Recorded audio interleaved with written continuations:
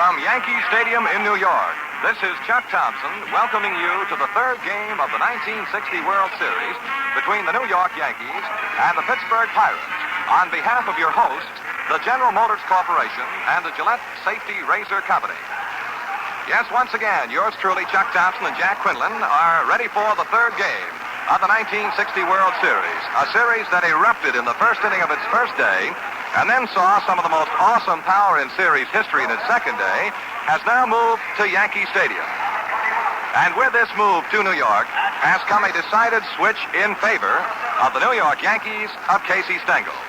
It seems that the overpowering display of the Yankees in the second game that saw the Bombers pulverize the Pirates with 16 runs and 19 hits, not to mention the 13 Yankee base knocks in a losing cause in the opener, has caused many of the experts to feel it is destined to be another Yankee series. Well, about that, I wouldn't know. About this, however, I am certain. You will never make a Pirate fan believe it. And if you try and sell it to Danny Murtaugh and his buckos, well, then you'd better be prepared to duck. The Pirates are not going to beat themselves, and of course, the Yankees got here the hard way, too. This broadcast is authorized under broadcasting rights granted by the Commissioner of Baseball solely for the entertainment of our listening audience. And any publication, rebroadcast, or other use of the descriptions and the accounts of this game without the express consent of the Commissioner is prohibited. The weather conditions in New York for the playing of the third game are absolutely ideal, just as perfect as they were in Pittsburgh when this series got underway. The temperature is 61 degrees, brilliant, sunshiny, bright Saturday afternoon in Yankee Stadium.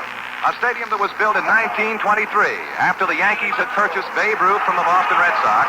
Still one of the finest baseball parks in the big leagues. The triple-decker structure seats 67,500, but held 73,977 paid admissions for a 1956 World Series game. It is known, of course, as the house that Ruth built, and it has become synonymous with the Fall Baseball Classic. And of the 61 series games played in this stadium, the Yankees have a .672 average. They have won 41 ball games, have lost 20. And in Casey Stengel's regime, they have won 8 World Series. In 3 years, they did it by winning every series game played in their home park. Stengel has seen his pinstriped athletes take 19 of 27 series games in the second largest American League park. Only Cleveland's Municipal Stadium seats more fans.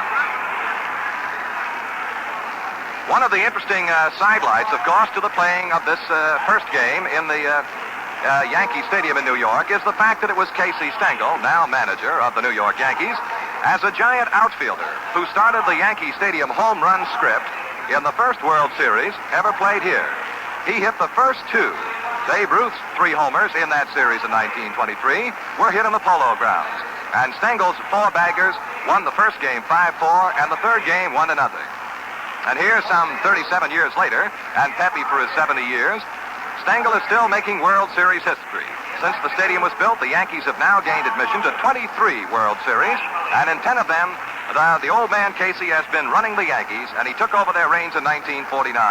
The Yankees got in 2 series before they came to the stadium. There has been much talk, of course, about the overwhelming win in the second game, that perhaps we might talk even a little bit more about it. You could be interested in some of the things that have turned up about lopsided victories in more recent World Series games. I know that Jack Quinlan and myself promised ourselves that we would not delve too much into the record book, that perhaps you could get a little too heavy on the statistical side. I know not what it is, but there is something about the World Series that sends almost everyone, baseball, radio, television, newspaper people, scurrying to the record book.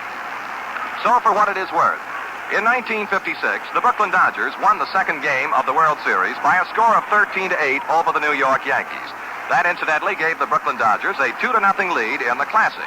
And who eventually won the World Series in 1956? Well, the Yankees won it, 4-3. Now, in 1957, you'll remember, the Yankees walloped the Milwaukee Braves 12-3 in the third game. And who do you suppose turned up winning that series in 57? Of course, it was the Braves, 4-3. And in 1958, didn't the Braves stomp the Yankees 13-5 in the second game? And of course, the Yankees went on to win the series 4-3. And it was only last year that the Chicago White Sox opened the series with an 11-0 win over the L.A. Dodgers, only to lose the World Series to the Dodgers 4-2. So, over the last 4 World Series, the team that has been handed the worst shellacking in any one game has come on to win. And those who say the series is to end in New York this weekend could be right. But then again, the last 6 World Series winners have done it away from home. All of which goes to prove only, I guess, that we have the 3rd game of the 1960 series coming up in just a few minutes. Some very interesting comments have come out of the 2nd game in Pittsburgh when the Yankees handed the Pirates a 16-3 setback. Bob Turley, winner in game number 2, said it was honestly more fun than pitching a no-hitter. Bob says that a pitcher just has to enjoy seeing that score go zooming up. And Bob also feels that a demonstration such as the one the Yankees put on Thursday is bound to have an effect on the opposition's pitching. Reasons Bob Turley to sit in the dugout and watch a teammate tossing up his finest stuff, only to have it ripped all over the ballpark, is something you don't forget about in a hurry. And how does it feel to be in the giving end? Well, Gil McDougall, who had 3 for 4, had an interesting comment to make. Said, Gil, of course it's kind of nice to pile up the score and to win easy, especially in a World Series, but it's not all sunshine and roses. After a while, you begin to get a little bit apprehensive, and most players will begin to think about saving a few of those base knocks and runs for tomorrow, when you may need them most desperately. Gil, as do most players, remembers only too well the times that you get 4 for 4 one day, and then you can't buy a base hit the next day in perhaps what could be a 1-0 ball game.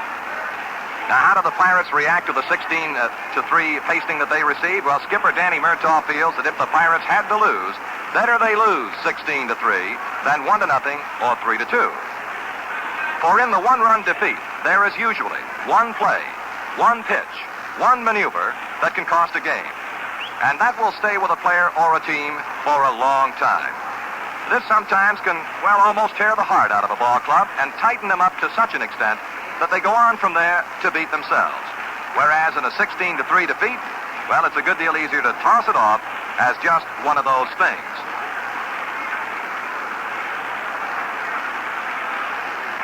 Speaking of the 16-3 defeat, here is the attitude of one of the Pittsburgh Pirates, Captain Dick Groat, who said, we simply have to win the series now and get the big share of the money. Groat reasons that we brought all of our wives to New York, and while we worked out at Yankee Stadium yesterday, they visited the stores and had the bills ready when we returned to the hotel.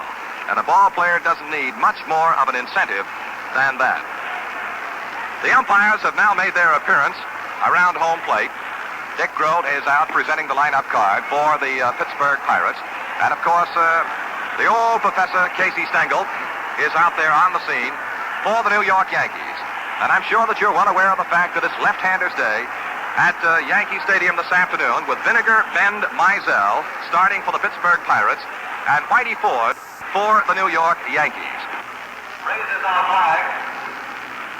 And now, ladies and gentlemen, here at Yankee Stadium before the playing of the 3rd game of the World Series, here is Miss Lucy Monroe and the national anthem. Miss Lucy Monroe.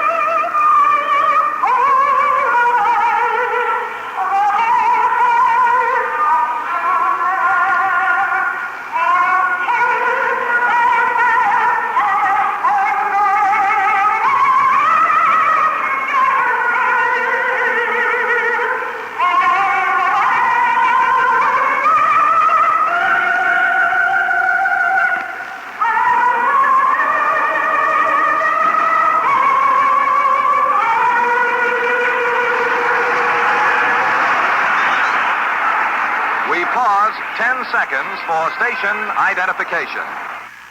These are the General Electric stations, WGY, WGFM, Schenectady. And now, ladies and gentlemen, here are the starting lineups for the third game of the 1960 World Series.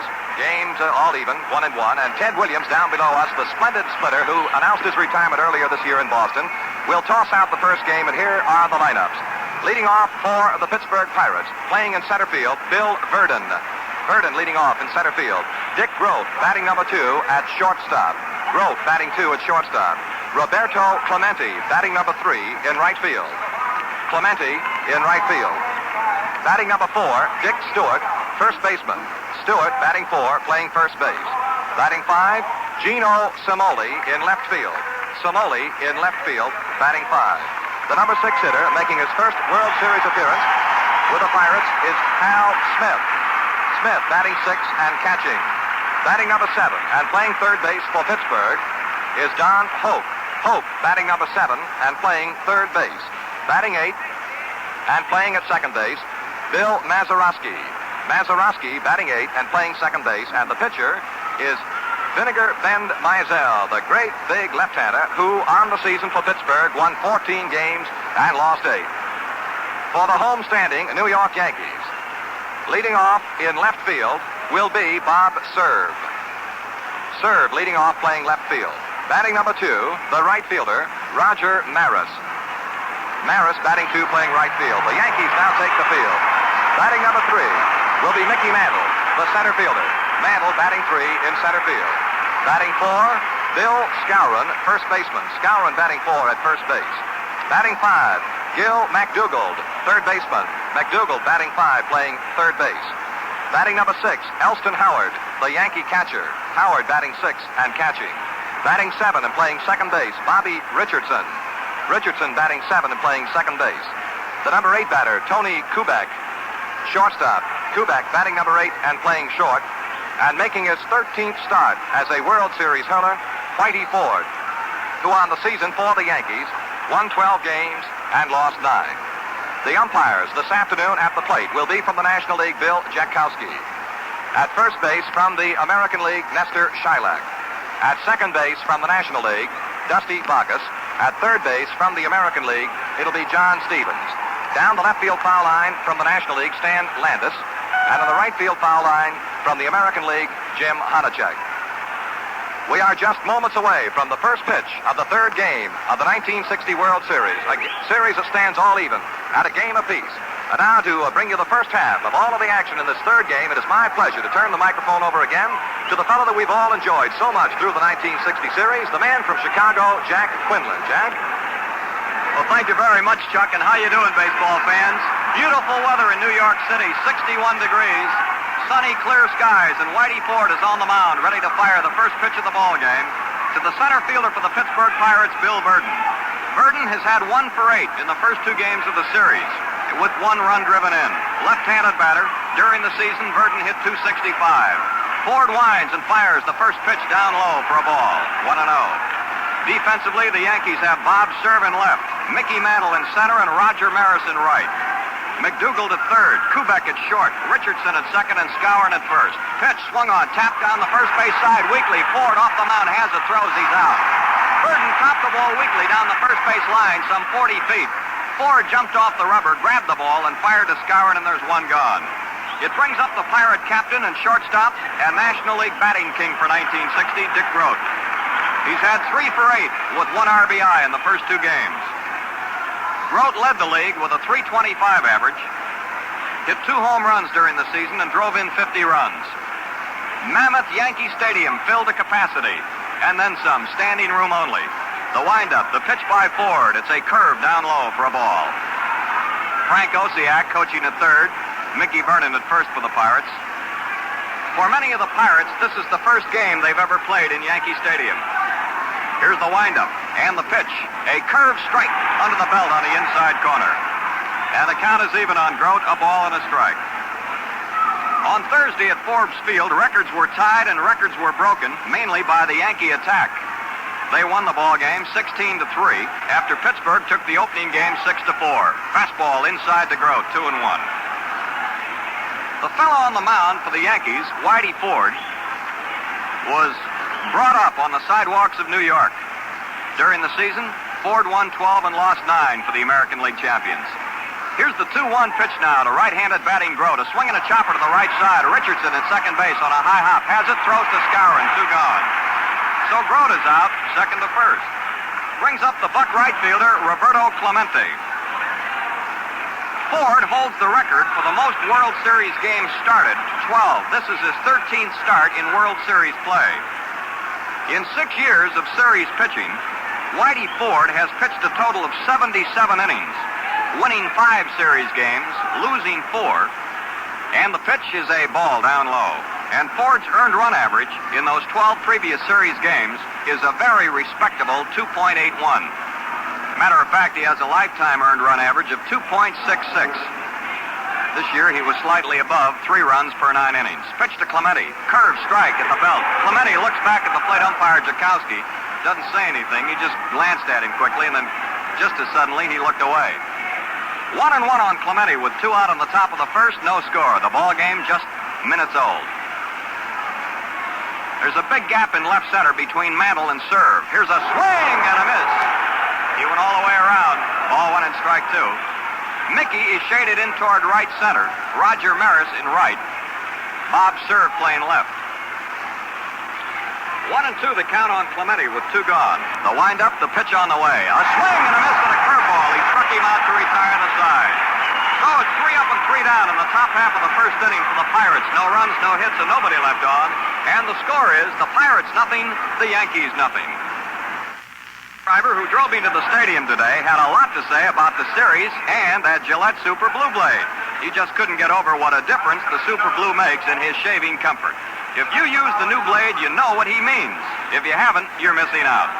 Missing out on shaving speed and ease you may never have thought possible. And they're clean shaves, refreshing shaves, the kind that give you a lift.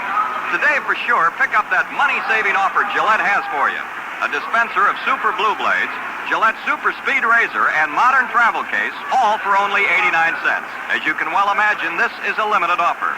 Super Blue Blades also come in dispensers of 10 for 69 cents or 15 for $1. Look for the Gillette display at a store near you.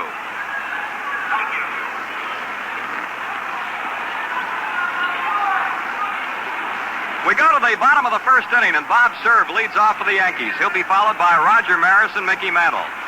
On the mound for the Pirates is 30-year-old left-hander Vinegar Ben Mizell. The given name is Wilmer.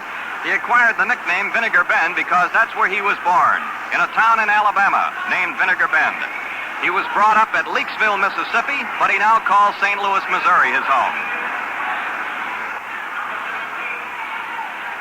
Mizell is a fellow who started the National League season this year with the St. Louis Cardinals, winning 1 and losing 3 over there. He came to Pittsburgh where he won 12 and lost 5 and gave the Pirate pitching staff a boost that it needed. Serve hitting .253 for the 1960 season. Here's the pitch. It's a curve, a strike on the outside corner at the belt. Bob hit 14 home runs and drove in 40 runs. He's had 1 for 1 in the series. Big, strong right-handed batter, former football star at the University of Nebraska. Mizell winds, delivers 0-1 to Serve. Check swing, but it's in there for a strike. 0-2. Defensively, Pittsburgh has Don Hoke at third, Dick Grote at short, Bill Mazeroski at second, and Dick Stewart playing first base. In the outfield, it's Gino Cimoli in left, Bill Verdon in center, and Bob Clemente in right. Here's the pitch to Serve. Here's a shot up the middle, a base hit. Swung and hit a curveball right through the pitcher and out over second base, and there is hit number 1 of the ball game as Serve leads off the bottom of the first inning with a single to center field. That brings up Roger Maris, the Yankee right fielder. He's had 4 for 9 in the series, 1 homer and 1 RBI. Now the Pirate outfield swings around to the right and plays him plenty deep. Down the right field line at Yankee Stadium, it's 296 feet. Down the left field line, 301. Big Mizell, 6'3", 205-pounder. He's into the stretch, facing the base runner at first base Serve. The delivery to Maris, a ball that's down low. Hal Smith is doing the catching for the Pirates. This is the first time we've looked at Smith in the series. Burgess caught the first 2 ball games at Pittsburgh. The Yankees, a rough club at home in 1960. They were tough to beat in their own backyard. In 77 games here at the stadium, the Yankees won 55 and lost only 22. Now Mizell backs off the rubber, rubs up a new baseball, bends down, gets a handful of dirt, rubs some of that dirt over the ball, gets some more dirt. Down here coaching the third for the Yankees, Frank Crissetti. In his 11th series as a coach, his 19th series as a player and coach, both series records. Ralph Houck is the first base coach for New York. 1-0 to Maris. It's a curve outside. 2-0 to Roger. Matter of fact, the Yankees held the season edge on all American League opponents this year. They whipped everybody more often than they were beaten by the other American League teams. They fattened up on Cleveland more than anybody else. 2-0 the count. Here's the pitch. Fastball low. 3-0 on Roger Maris. Mizell is a fellow who is mainly a curveball and breaking ball pitcher. He was brought up in the St. Louis Cardinal organization, and a few years ago, while he was still in the minors, the Cardinals referred to him as a left-handed Dizzy Dean. Here's the stretch. The pitch on the way. Strike hit the outside corner with a slider. 3-1. Mizell never had great success with the Cardinals. He was a good pitcher, but never an outstanding pitcher. As soon as he put on the Pirate uniform earlier this season, he became a standout. 3-1 pitch on the way. Strike two, outside corner again. 3-2 on Roger Maris. Well, in the first two games at Pittsburgh, the Yankee hitters were really in stride. They pounded out 20 runs and 32 hits. The Pirates had 9 runs and 21 hits in the first two ball games. Here's the stretch. A peg to first base, and Serve is right back in the hurry, and Stewart returns that ball to Mizell. During the course of the year, Mizell worked 30 1/3 consecutive scoreless innings at one period. 3-2 pitch, a swing and a very high pop foul off to the right. Here's the catcher, Smith, coming back. He's near the seats. He won't be able to get it. It lands in the aisle down here behind the Yankee dugout on the first base side.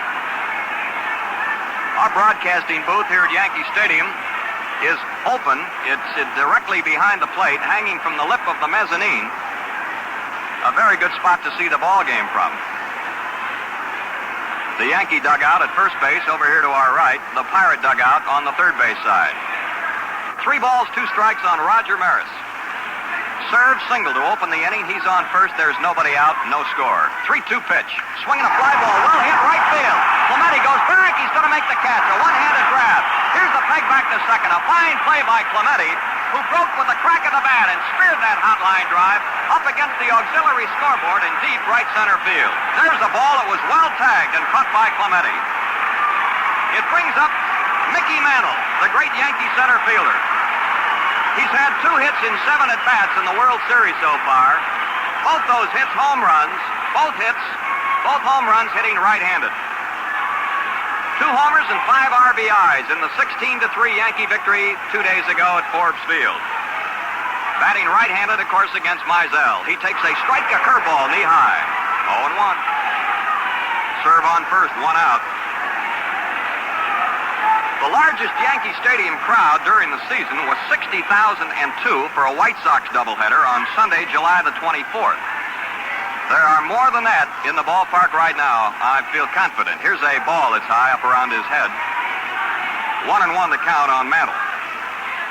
During the season, Mickey hit .276, led the American League in home runs with 40, and drove in 94 runs. No score, the bottom of the first. The Yankees at bat. They have Bob Serve on first with 1 out. 1-1 to Mantle. Mickey swings, hits the ground ball through the middle, a base hit to center field. Here's Serve pounding around second. He's on his way to third, and he'll go in standing up. Burden fires the ball into second base. Mantle singles up the middle for hit number 2 off Mizell. Now, the Bombers have runners on first and third with 1 out, and the batter is Moose Skowron, the Yankee first baseman. Skowron's had 4 for 10 in the series. He's driven in 2 Yankee runs so far in the first 2 games. Bill was the only 300 hitter among the Yankees during the course of the regular season. He hit .309, hit 26 home runs, and drove in 91 runs. The Yankees threatening in their half of the first inning. They have runners on first and third with only 1 man out. The plate umpire, Jakowski of the National League, takes a look at the baseball that's being used and says it's all right. Gives it to Hal Smith, the Pirate catcher, and he flips it back out to Mizell.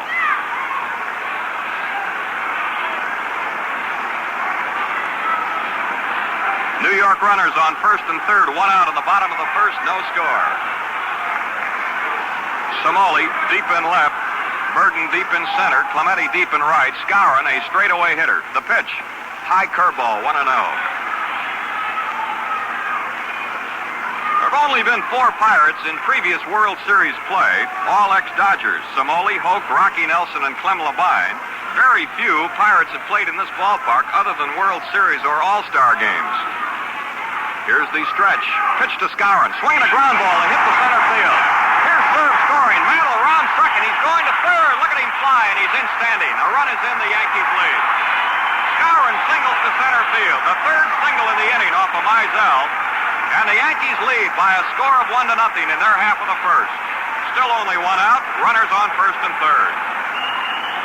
Run number 1. Hit number 3 off Mizell.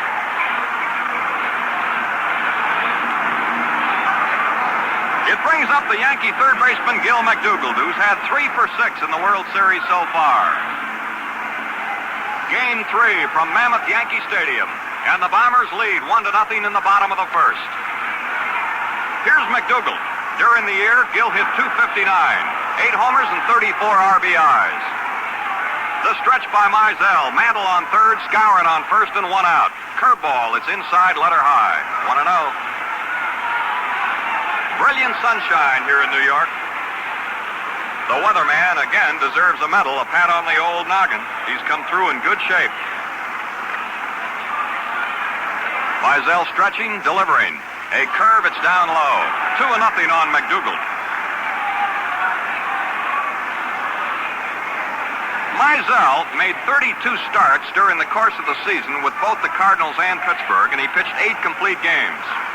He had tremendous success against the Chicago Cubs, winning 6 and losing 1 against the Cubs during the year. Here's the pitch.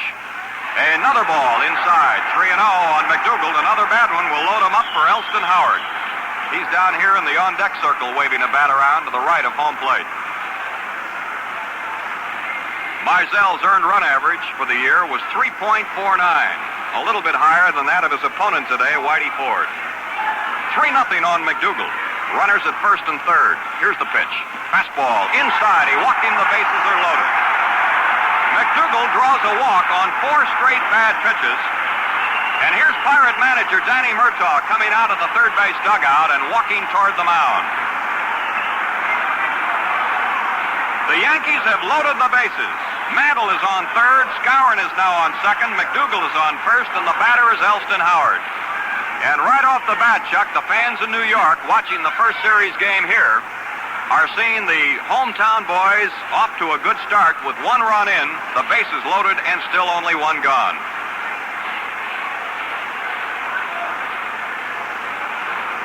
Jack, there has been activity in the Pirate bullpen, and we should explain to those who are not too familiar with the Yankee Stadium that it is impossible to identify the hurlers who are working in the bullpens because they are recessed. The bullpen runways run right in alongside of the left field side of the bleacher section and also the right field side of the bleacher section. And now I see that Danny Murtaugh has given a sign to umpire Stan Landis down the left field foul line, and Landis is on his way to the Pirate bullpen tucked away underneath the left center field bleachers here in this big Yankee Stadium. And it is apparent now that we are going to have a pitching change for the Pittsburgh Pirates as the Yankees opened up with serve and a single to center field. Maris then racked one almost to the bullpen wall in right center, and Clemente made a dazzling running grab. But then back-to-back singles. Mantle singled into center field. Serve took third base. Skowron then banged one right up the middle again. And Serve scored to give the Yankees a 1-0 lead. And then the walk to McDougald on 4 pitches has loaded the bases. So we have McDougald at first, Skowron at second, and Mantle is the runner at third base. And from out of the Pirate bullpen now comes a new hurler. And the public address announcer makes known the fact that the new Pirate hurler will be Clem Labine. And Jack, we could say that Labine has been here before. That he has as a member of the Dodgers on several occasions. Labine was in the ball game Thursday at Forbes Field. He worked 2/3 of an inning. He gave up 5 runs, allowed 3 hits, and he's coming on to rescue Mizell, if he can, here in the bottom half of the first inning. So Vinegar Bend worked 1/3 of an inning. He allowed at least one run, and all three Yankees on the bases now are the responsibility of Vinegar Bend. He walked one batter, and he gave up 3 hits, and Labine, a right-hander, has come on to try to get the side out. Well, there goes Mizell, headed for the showers. He's walking toward the foul line into the Pirate dugout here at third base. Vinegar Bend just didn't have it today here in the very first inning, the bottom half of it. The Yankees have knocked him out of the box. Now Labine is going to take a few warm-up tosses here. Labine, one of 4 Pirates who has seen previous World Series activity, and of course he saw that, that is before this year, as a member of the Dodgers. Last year with the LA Dodgers, and then previously before that with the Brooklyn Dodgers in 1953, 1955, and 1956. Clem was not involved in the decision on Thursday. That was Bob Friend's defeat. But in series play, in 11 ball games, including the one 2 days ago, Labine has won 2 and lost 2. First man he'll face will be the Yankee catcher, Elston Howard. The Yankees, of course, had momentum going for them when the series got started on Wednesday. They had won 15 ball games in a row, which set a major league record for consecutive victories closing out a season. They won 19 of their last 21 in the stretch drive, and they clinched the pennant at Boston at Fenway Park on Sunday, September the 25th. That is also the same day that the Pirates clinched the National League flag, even though they lost at Milwaukee. The Cubs knocked off the St. Louis Cardinals and knocked the Cardinals out of contention to give the flag to Pittsburgh. Here's Elston Howard. He's had 3 for 6. He hit a pinch home run the other day. 1 homer and 3 RBIs. During the year, Howard hit .245 for the Yankees, 6 homers and 39 runs driven in. Runners on first, second, and third with 1 out. In the bottom of the first, the Yankees lead 1-0. Labine's first pitch, a slider on the outside corner at the belt. Strike 1 called. Clem Labine from Woonsocket, Rhode Island. Mantle, who singled, is on third. Skowron, who singled, is on second. McDougald, who walked, is at first. Pitch to Howard on the way. Curveball, he swings and he misses. What a cut he took. And what a curve Clem Labine broke off. 0-2 on Howard. The ball game in the bottom of the first, the Yankees lead 1-0. They have the bases loaded with only 1 gone. Labine looks in to get the sign from Smith. He's winding. 0-2 to Elston Howard. Curveball tapped weakly down the third base line. They're letting it roll. Hope picks it up. Can't make a play and a run scored. Don Hope charged in, picked up that slow hopper down the third base line. Mantle scored, and Howard has himself an infield hit and a run batted in. And the Yankees now lead 2-0. The run is charged to Mizell. Hit number 4 by the Yankees, number 1 off Labine. A little chopper down the third base line. Hope was playing deep. He charged in, picked up the ball, but could not throw anywhere as Mantle scored from third, and Howard is on first base with a single. McDougald is at second, and now Skowron is on third. So it's a 2-0 ball game. Bases still loaded, still 1 out, and here's Bobby Richardson, the Yankee second baseman. Here's the pitch. A ball, it's low, and outside, ball 1. Richardson in the series has had 3 hits in 8 at-bats, with a couple of runs driven in. During the year, Bobby hit .252 for the Yankees, hit 1 homer and 26 runs driven in. Labine winding. Big right-hander fires. A swing and a tap foul off here to the right. It's a ball and a strike. 2 runs in the bottom of the first. The Yankees lead 2-0 over Pittsburgh. Tomorrow's game will start 1 hour later than usual. We'll be on the air at 1:45 Eastern Daylight Time with Game 4 from Yankee Stadium. 1-1 the count on Bobby Richardson. The windup by Labine, and here's the pitch. A bunt foul off here to the left. Richardson bunting, and he fouled the ball off the handle on the ground to the left. Frank Crissetti, Yankee coach, picks it up. First World Series ever to be played here was back in 1923. Casey Stengel hit 2 home runs for the Giants in that series, winning the only 2 games from the Yankees, and then Casey was traded to Boston shortly thereafter. A ball and 2 strikes on Bobby Richardson with Kubek on deck. Levine rocks back and fires a high curveball, 2-2. Over the plate, but up around the nose. 2 balls and 2 strikes. Yankees have them loaded up with 1 out. 2 runs are in. They've had a walk and 4 hits so far in the inning. Mizell was KO'd. Levine in relief. 2 balls, 2 strikes on Richardson. Clem Whitey now. Pirate right-hander fires a curve, swung on, and popped foul off to the left, curving back into the seats behind the third base dugout. The shadows of Yankee Stadium now have extended into right field, and they hide the right fielder Clemente. The right part of the infield is starting to be engulfed in shadows also. 2 balls, 2 strikes. Richardson trying to get a hold of one to increase the Yankee lead. It's 2-0 New York. We're in the first. Levine winds, 2-2 pitch on the way. High curve, he almost hit him. Ball 3 and strike 2. So it's a full count on little Bobby Richardson, one of the smallest men in baseball, but also one of the finest second basemen in the big leagues. 3-2 with 1 out. Clem Levine all set again. The windup. 3-2 pitch on the way. Fastball pop foul back here. It's going to go into the upper deck above us. And a new baseball is handed to the Pirate catcher, Hal Smith.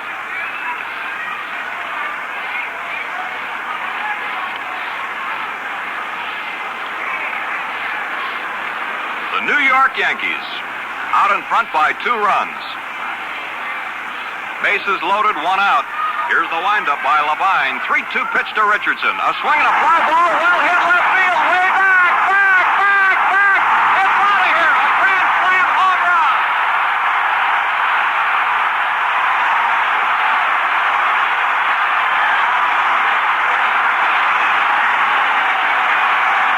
Bobby Richardson just hit a grand slam home run into the lower deck in left field, into the lower seats. 4 more runs are in, and the Yankees lead 6-0. Man alive, did he bust that one. Richardson hit a 3-2 pitch, a fastball into the lower seats in left field. 2 of those runs are charged to Mizell. The other 2 are charged to Clem Levine. And it's a 6-0 ball game. Hit number 2 off Levine, runs number 1 and 2. Here's Kubek taking a strike call. Fastball knee high. Richardson hit only 1 home run all season. But here in the bottom of the first inning in Game 3 at New York, he drilled one into the lower deck in left field. Curveball low and inside around the feet to Kubek. 1-1. Well, during the year, the Yankees hit 193 home runs to set an American League record. Here's the windup and the 1-1 pitch to Kubek. Swinging a chopper over the mound. Second baseman Mazeroski to his right. Backhands the ball. Throws too late a hit. Tony Kubek chopped one over the pitcher's head. Mazeroski glided to his right. Backhanded the ball and fired, but much too late to Stewart. And Kubek is on with a hit. That's the 3rd straight hit off of Levine and the 6th hit by the Yankees in the inning. It brings up the pitcher, Whitey Ford. The Yankees have batted around in the first inning. Ford, the 9th man to hit. Yankees 6, Pirates nothing. And again, the boys from Pittsburgh will have to try to come from behind. Kubek on first and 1 out. Here's the pitch to Ford. He's going to bunt. He lays 1 foul off here to the left. Strike 1. Kubek flying down to second base, makes it, and turns around and has to come back. The bunt attempt was foul over here to the left. The Yankees exploding for 6 runs in the first inning. Clem Levine, pitcher number 2 for the Pirates, out there trying to get the side out. He's into the stretch. Here's a peg to first base, and Kubek is back safely. Yankees, of course, wearing their familiar home uniforms, white with the blue pinstripes. Ford, a number 16, left-handed batter waiting. Here's the pitch. He takes strike call. Whitey did not shorten up on the bat, indicating he was going to try to lay one down. He looked on that pitch like he might be going to swing away, but he took it, and it's 0-2. 6-0 Yankees in the bottom of the first at New York's Yankee Stadium. Kubek off the bag at first leads away. 0-2 to Whitey. Curveball, it's low. Ball 1 and strike 2.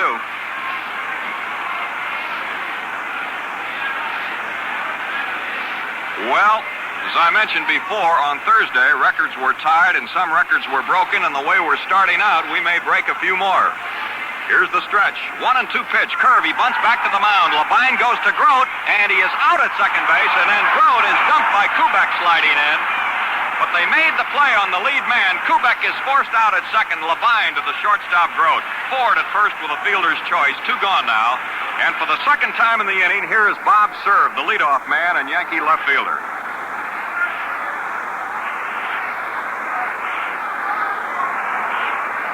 Serve started this onslaught with a single to center field. He was driven in short time later by Bill Skowron on a hit. 2 out, Ford on first base. 6 runs are in for the Yankees. Here's the pitch. Curve, low and outside. Ball 1.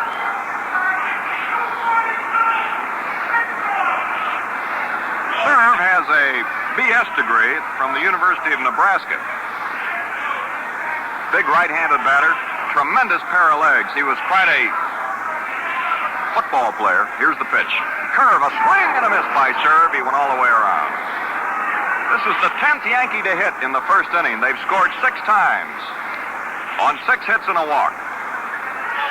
Ford is on first base, 2 gone.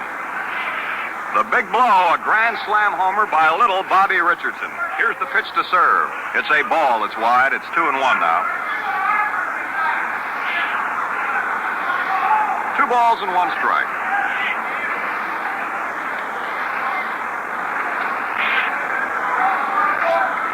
Labine has the sign from Smith. He's all set into the stretch.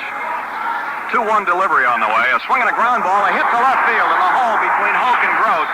Ford goes into second base and holds up there, and Serve has his second hit of the inning. Here comes Danny Murtaugh out again. This is the second trip here in this very first inning that Murtaugh has had to make to the mound. Well, they've had 4 hits off Labine and 7 here in the inning so far. Bob Serve just singled for the second straight time, this time a ground ball in the hole, and we're going to get a new pitcher. The new pitcher's coming in. It's left-hander Fred Green. Walking in from the left field bullpen. He hasn't reached the skin part of the diamond yet. It's a long, long stroll. But I have a feeling that the stroll from the mound to the dugout for Clem Labine will be even longer because he lasted 1/3 of an inning. He allowed 2 runs, gave up 4 hits, and the 2 Yankee runners on base now are also the responsibility of Clem Labine. So Fred Green, who was also in the ball game on Thursday at Forbes Field, becomes the 3rd Pirate pitcher here in the very first inning at New York. Labine walks off the mound. He is headed for the Pirate dugout. Well, Clem was brought in to try to rescue Mizell, and Elston Howard greeted him with a slow hopper down the third base line for a single that drove in a run, leaving the bases loaded. And when Labine ran the count to 3-2 on Bobby Richardson, the little Yankee second baseman was ready for him, and he drilled a 3-2 pitch into the left field seats for a grand slam home run. Kubek then beat out a hit over the pitcher's mound behind second. Ford bunted into a forced play, and then Bob Serve singled in the hole between third baseman Hoke and the shortstop Grote. And with that hit, it was the knockout blow for Labine and the entrance of Fred Green. Green was in the ball game for 1 complete inning on Thursday at Forbes Field. He allowed 4 runs and 3 hits and was not as effective in that ball game as he had been during the course of the regular season for Danny Murtaugh. Here is Roger Maris, who lined to Clemente on a fine play earlier this inning. So Maris is the 11th man to bat in the inning for the Yankees. It's 6-0 New York. We're in the bottom of the first. Left-hander Fred Green. Whitey Ford is at second. Bob Serve on first. 2 out. Big Green, a tall, lanky left-hander, 6'4". Here's the pitch to Maris. It's a ball down low. Pirates worked out here yesterday. They flew over from Pittsburgh on Thursday night after the ball game, while the Yankees took the train and arrived yesterday morning. Green, the third pitcher used by the Pirates here in the bottom of the first. The Yankees lead 6-0. Here's the pitch to Maris. A swing and a high pop foul off to the left. Hal Smith, mask off, back near the screen. Has room. He's there. He caught it. And it retires the side. In the first inning, the Yankees score 6 runs on 7 hits. There were no Pirate errors, and 2 men are left on base. And at the end of 1 inning of play at Yankee Stadium, it's the New York Yankees 6 and the Pittsburgh Pirates nothing. Well, Bill Mazeroski and Bobby Richardson both are fine second basemen, good at making the double play. Another ace at that is the Giants' Don Blasingame. There's a handsome lad for you, and one who's mighty careful about his appearance. He's a Gillette man for sure. Don says that Gillette adjustable razor makes shaving a downright cinch. Number 5 on that micrometer dial is just right for my skin and beard. The Gillette adjustable suits everybody's skin and beard because it's specially designed for you to select the exact blade angle that's right for your particular requirements. Choose from one of 9 different numbered settings at a turn of the micrometer dial. It's easy, and what clean, refreshing, comfortable shaves you get. With your Gillette adjustable, you get a supply of those sensational new Gillette Super Blue Blades everybody's talking about. It's the blade with the exclusive Gillette edges that are so keen, it's hard to believe you're really shaving. The razor and blades come in a streamlined travel case for only $1.95. A small price for such great shaves, believe me.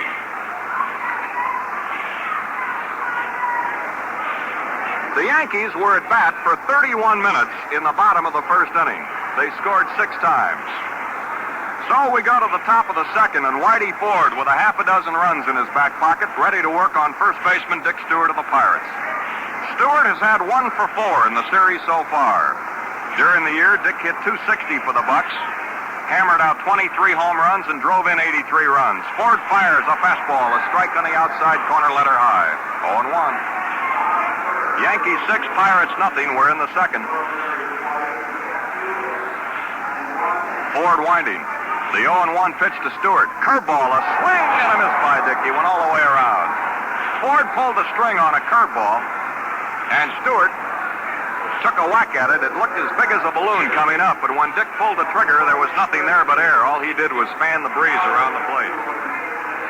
Ford winding. 0-2 pitch on the way. Here's a strike at the knees on the outside corner. Stewart is called out on strikes. Strikeout number 2 by Whitey Ford, and it brings up the Pirate left fielder Gino Cimoli. He's had 2 for 4 with 1 RBI in the series so far. Gino, former Dodger, former Cardinal, hit .267 for the Pirates. Failed to hit a home run all year, the first time in 4 seasons that he hadn't hit at least 1 home run in the majors. He did drive in 28 runs. 1 out, nobody on, top of the second. Pirates trail 6-0. The pitch by Ford. A curveball popped up out behind short. Here's Mantle coming on. Kubek going out. Here's the left fielder, Serve, making the catch at the last moment. Mantle and Kubek went after the ball, and left fielder Bob Serve made the catch at the last moment out there, and there are 2 men gone. Brings up catcher Hal Smith of the Pirates, another right-handed batter. This is Smith's first World Series appearance. He hit .295 during the season with 11 homers and 45 runs driven in. 2 out and nobody on. We're in the top half of the second. Yankees lead by 6 runs. Curve, it's low, ball 1. Seems odd not to see Yogi Berra in the starting lineup. Yogi had played in 63 World Series games out of the 64 that have been played while he was a member of the Yankees. So this, if he doesn't get in the ball game today, it'll be 63 games out of 65 for Yogi since he's been a Yankee. Here's the 2-0 pitch on the way. Strike called right around the belt. 2-1 on Hal Smith. Beautiful sunny day in New York. 61 degrees at game time. May not be such a pretty day for those Pirates right now, though. Pitch swung on, top foul into the upper deck behind the plate. 2-2 on Hal Smith.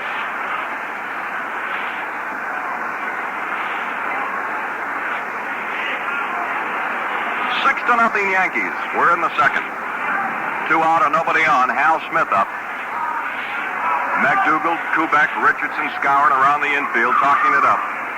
Ford Whitey, 2-2 pitch by Whitey, swinging a pop foul off here to the left. McDougal over near the box seat, backing up. He's going to have to lean in. He can't get it. It's about 4 or 5 rows up.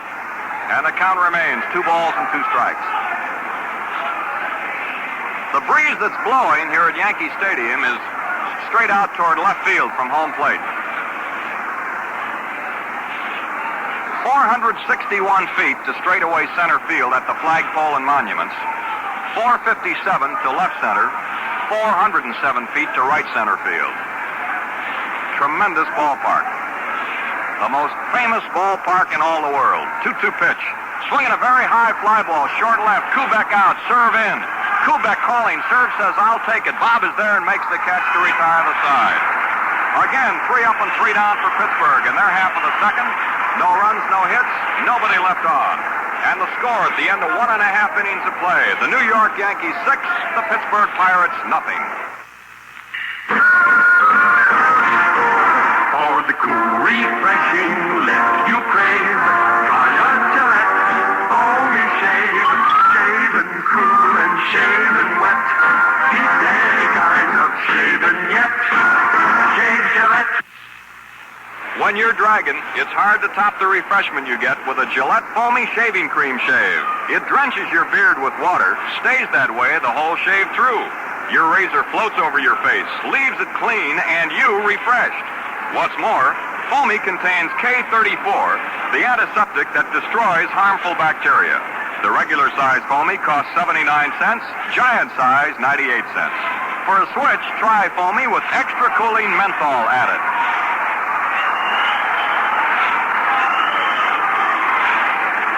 We go to the last half of the second inning, and Mickey Mantle will lead off for the Yankees. He singled to center field and scored a run in the first inning. The Yankees 6, the Pirates nothing.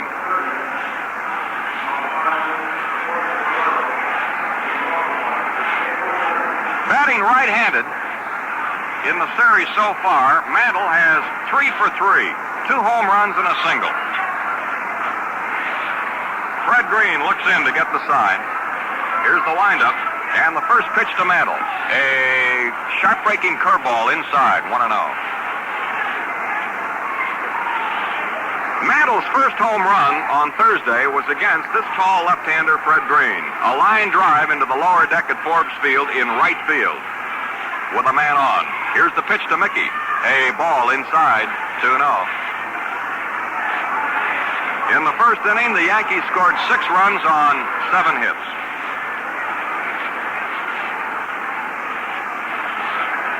Nobody on and nobody out. The bottom half of the second at New York.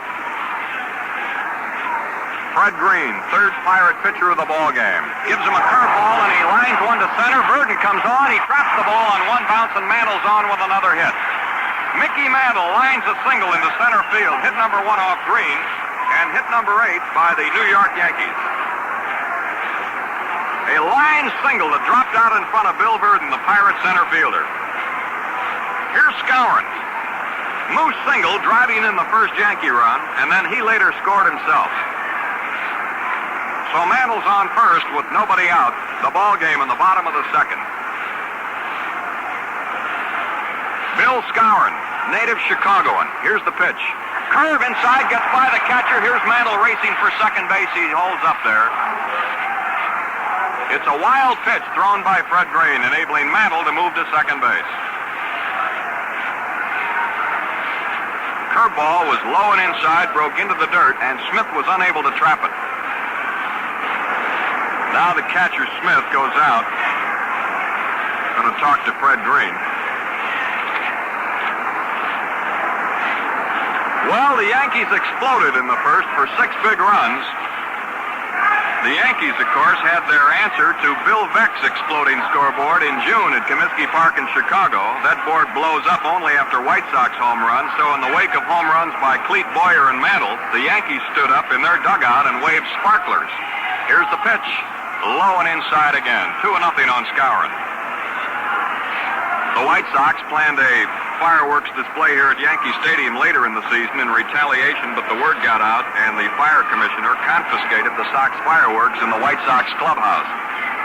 2-0 on Bill Skowron. Pitch, swing, and a foul ball up into the upper deck down the right field line. 2 balls and 1 strike. It's 6-0 Yankees, the ball game in the last half of the second. Game 3 of the 1960 World Series at New York. The Yankees have now hit 136 home runs in 138 World Series games. Here's the pitch. Swinging a foul back here, right in front of our broadcasting booth, and then it rolls back down the net. Chuck, you didn't show me much on that. I'd likely get killed on that one. 2 balls, 2 strikes. Mantle in scoring position at second. There's nobody out. Fred Green, third Pirate pitcher. Now the stretch. Here's the pitch. High curve up over his head, and Smith had to jump out of the catcher's box down here behind the plate. He looked like a jack-in-the-box leaping up for that one. Made a nice save. That ball came close to being another wild pitch.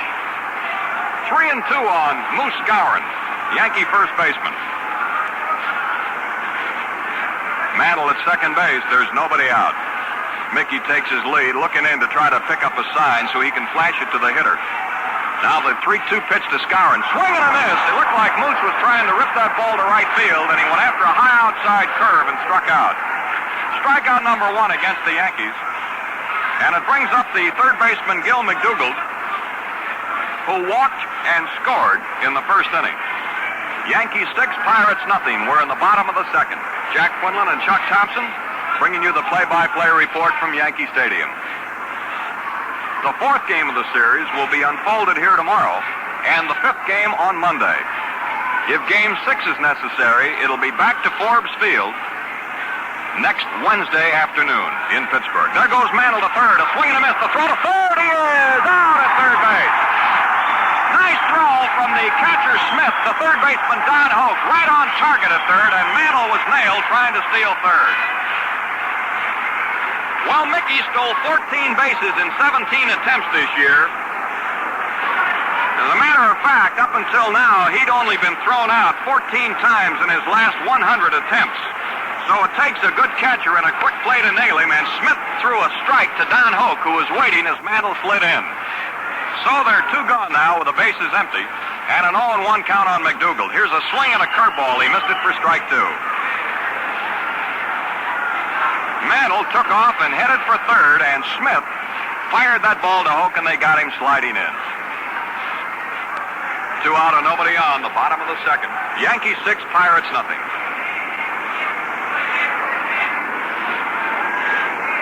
Well, so far in 2 games and in 1 2/3 innings of this baby, the Yankees have scored a total of 26 runs. And they have 40 base hits. Here's the pitch. Curve hit foul off to the left, over toward the Pirate dugout. Danny Whalen, the Pittsburgh trainer, seated on the far edge of the dugout on the next to last step, along with Lenny Levy, one of the Pirate coaches. 2 strikes on McDougald with 2 out. Big Fred Green winding. Tall left-hander lets her fly. Curve into the dirt, a ball. 1-2. Oh, what a day we have in the Yankee Stadium, weather-wise. Just beautiful. Yankees 6, Pirates nothing. 1-2 on McDougald. Here's the pitch from Fred Green. In the dirt again, 2-2. In left field, Gino Simoli. In center field, Bill Verdon, and the right fielders, Bob Clemente. There's a 4-foot-high wall in left field over toward left center, and from the right field foul pole over into right center field near the Yankee bullpen. Now the windup, and the 2-2 pitch to McDougald. Swinging a line, shot foul up against the box seats down the left field line. There's Stan Landis chasing the ball. It's going to be picked up out near the left field wall by Gino Simoli. And the count remains even up on McDougald, 2 balls and 2 strikes. New baseball thrown out to Fred Green. He roughs it up in his hands. He tilts a little bit. Looks like the leaning tower of Pisa as he looks in to get his sign. He's lean and lanky. Now the windup and the 2-2 pitch again. A strike three called. McDougald is called out on strikes. He looked at a ball that hit the outside corner belt high. 2 strikeouts in the inning by Green. And for the Yankees in their half of the second, no runs, 1 hit, and nobody left on base. Well, there's some great fielders, of course, in any World Series, fellas with sure hands. You talk about sure hands, you're bound to get around to the great Louis Aparicio of the White Sox. Louis sure about his throwing, running, fielding, and his shaving, too. He goes all out for the new Gillette Super Blue Blade. Well, I haven't met a man yet who doesn't think this is about the greatest thing that ever happened to shaving. We make no bounds about it. We want you to expect something great. Super Blue edges get their amazingly sharp, smooth finish from a revolutionary new process that's exclusively Gillette's. Nobody else has it. And nobody has a bigger bargain today than Gillette's special trial offer in your local stores. Look what you get. A supply of Super Blue Blades with the modern Gillette Super Speed Razor in a handy travel case on sale right now for only 89 cents. They'll go fast, so pick up yours right away. You can also get Gillette Super Blue Blades in dispensers of 10 for 69 cents, 15 for $1.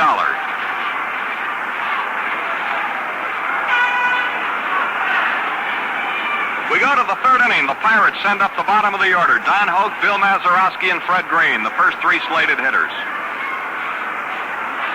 Hogue has had 2 for 6, a couple of doubles in the series. During the year, Don batted .282, hit 16 home runs, and he hit most of them in Forbes Field, a big ballpark, the biggest in the National League. He drove in 79 runs. Here's the pitch. Strike, letter high. Fastball from Ford. Ford has never won 20 ball games during any season. He's come close. He won 19 games once, and he's won 18 games twice. Slow curve swung on. Fly ball to left center. Mantle racing over and back. He's under the ball. He makes the catch. Hope flies to Mantle in left center field. And it brings up Mazeroski, the Pirates' second baseman. Bill's had 3 out of 9, including 1 home run, and he's driven in 2 runs in the World Series. During the past season, manager Al Lopez of the White Sox charged that Ford threw a spitball. Whitey, of course, denied the charge and said, when I play golf with Al in Florida during the winter, he carries 2 extra clubs in his bag, and I never complain. Here's a curve inside, a ball. 6-0 Yankees. The Pirates at bat in the top half of the third. Mazeroski, right-handed batter. .273 during the season with 11 home runs. The pitch from Whitey Ford. Fastball, strike. Just under the belt. 1-1.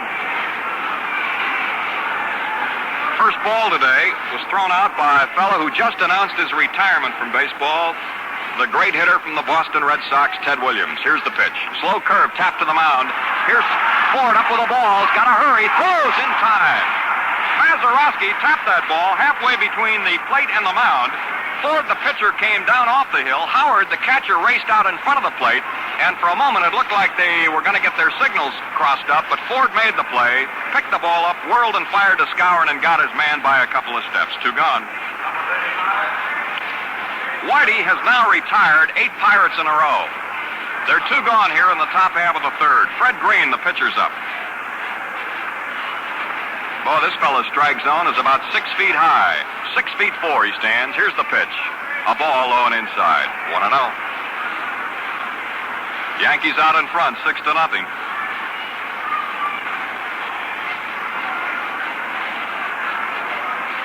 Here's the pitch.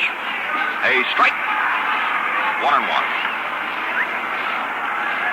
Ford, with 2 strikeouts in this ball game, needs only 5 to tie the record of the most strikeouts in a total series. 62 strikeouts, set by Allie Reynolds of the Yankees. Here's a ball down low. 2-1 on Big Fred Green. 2 out, nobody on, third inning. Pirates haven't had a base runner yet. There have been 3 balls hit out of the infield. Mantle grabbed 1. Serve caught the other 2. 2 balls and a strike. Fred Green waits. The windup, the pitch by Ford. Swing and a miss. 2-2. The opposing managers, Casey Stengel of the Yankees and Danny Murtaugh of the Pirates, have not definitely indicated who the pitchers in Game 4 tomorrow will be, but it's a pretty good bet that Ralph Terry will go for the Yankees. Here's the 2-2 pitch on the way. A tap foul behind the plate. The count remains the same, 2-2. Murtaugh indicated before the ball game started today that he has his mind made up, but he hasn't made a public announcement. It probably will be left-hander Harvey Haddix or right-hander Vernon Law, the winning pitcher in Game 1. 2 balls, 2 strikes on Fred Green with 2 out. Yankees lead 6-0. Here's the pitch. Curve, outside, ball 3. Ford took a little step toward the dugout at first. He thought he had him struck out. And Jakowski says, it was wide by an inch. 3-2. Whitey has the sign from Howard, rocks back, fires a swing and a line drive, backhanded by Kubek going to his right. Fine play by Kubek on a sinking line drive, went to his right and grabbed the ball backhanded just before it hit the ground. 3 up and 3 down in the top half of the third for Pittsburgh, and Ford now has retired 9 bucks in a row. And at the end of 2.5 innings of play, it's the Yankees 6 and the Pirates nothing. Ball players are switching to a wonderful new spray deodorant by Gillette. It's called Right Guard, and it's a power spray deodorant. Just a tap of the nozzle, and you get a fine aerosol mist that gets right through to destroy odor-causing bacteria. 2 seconds gives you 24-hour protection. Here's a deodorant that feels pleasant, dries on contact. No messy creams or squeeze bottles that hit, miss, and drip. No sticky roll-ons. Right Guard checks perspiration, gives you the assurance of protection from one morning's bath to the next. And it smells clean, fresh, just right for men. Get Gillette's new Right Guard today in the bright copper-colored can at a store near you, only 89 cents. Right Guard, the power spray deodorant for men. We go to the bottom half of the third with Elston Howard, the Yankee catcher, leading off. He beat out a slow hopper down the third baseline, driving in a run back in the first inning. Green fires low and inside, ball 1. Elston Howard. This fella can play just about anywhere. Good catcher. And that's where he is in the lineup today, behind the plate. Pitch by Green. Strike at the knees, 1-1. Whitey Ford's 13th World Series start sets a new all-time record in this ball game today. He's gone all the way, retiring 9 Pirates in a row against Mizell, Labine, and Fred Green. Here's a swing and a tap foul by Elston Howard on the ground to the right. A ball, 2 strikes.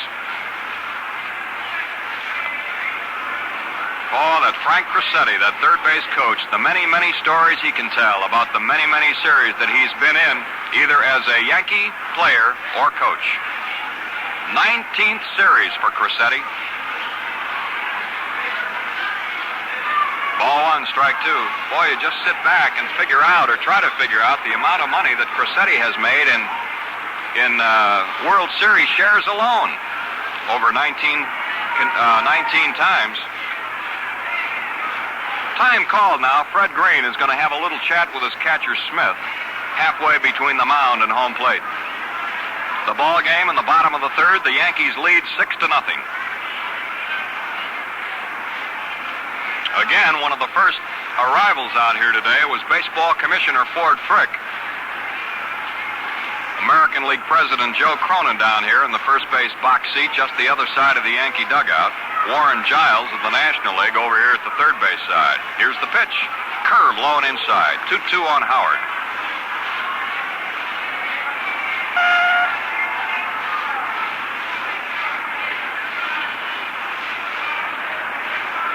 Crissetti has made something like $110,000 in World Series shares since 1932. Here's a foul ball hit back on the right side into the crowd, out of play. 2 balls, 2 strikes. Yogi Berra has chalked up an awful lot of money in the bank from World Series play also. Better than $65,000. Elston Howard leading off in the bottom of the third. 2 balls, 2 strikes to count on the right-handed batter. Fred Green winding. The tall left-hander fires. A swing and a high fly ball to left center. Here's Gino Cimoli coming in, glasses down under the ball and makes the catch.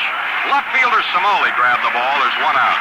Bobby Richardson now gets a hand for the grand slammer he hit in the first inning. Boy, for a little fella, he put some dynamite in that one.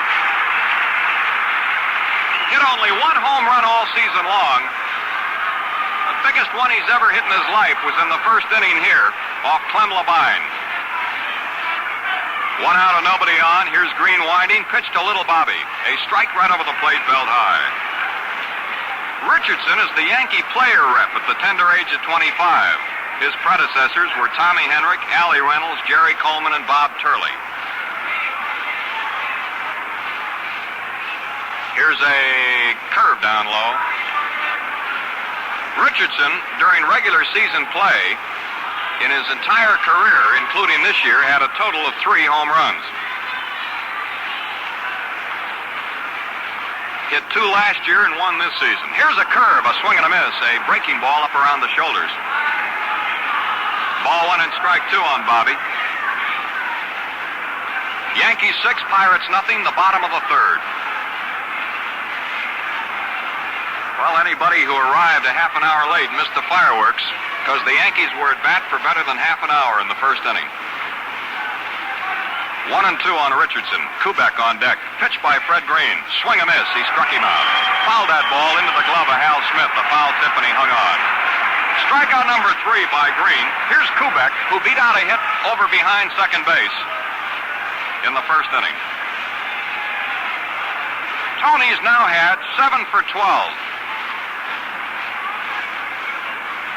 His bat is red hot. Doesn't seem to make much difference who's pitching, right-hander, left-hander. He hits them all. 2 gone here in the last half of the 3rd. The windup by Green and the pitch to Kubek. Swinging a tap he didn't mean to swing. The ball hits his bat, dribble down the third baseline, poke up and makes the play to Stewart in time. Kubek tried to hold up on the swing, but he couldn't check it, and the ball was hit down the third baseline, and Hoke threw him out. So it's no runs, no hits, and nobody left on for the Yankees in their half of the 3rd. And at the end of 3 complete innings of play at Yankee Stadium, it's the Yankees 6 and the Pirates nothing.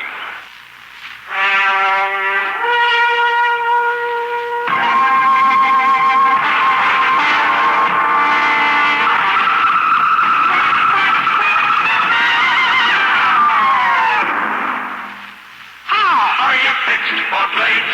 I mean the slickers. How are you fixed for blades? I mean Gillette. Super blue blades by Gillette. Oh, give the quickest, cleanest shave a man can ever get. How are you fixed for blades? I mean Gillette Super Blue Blades.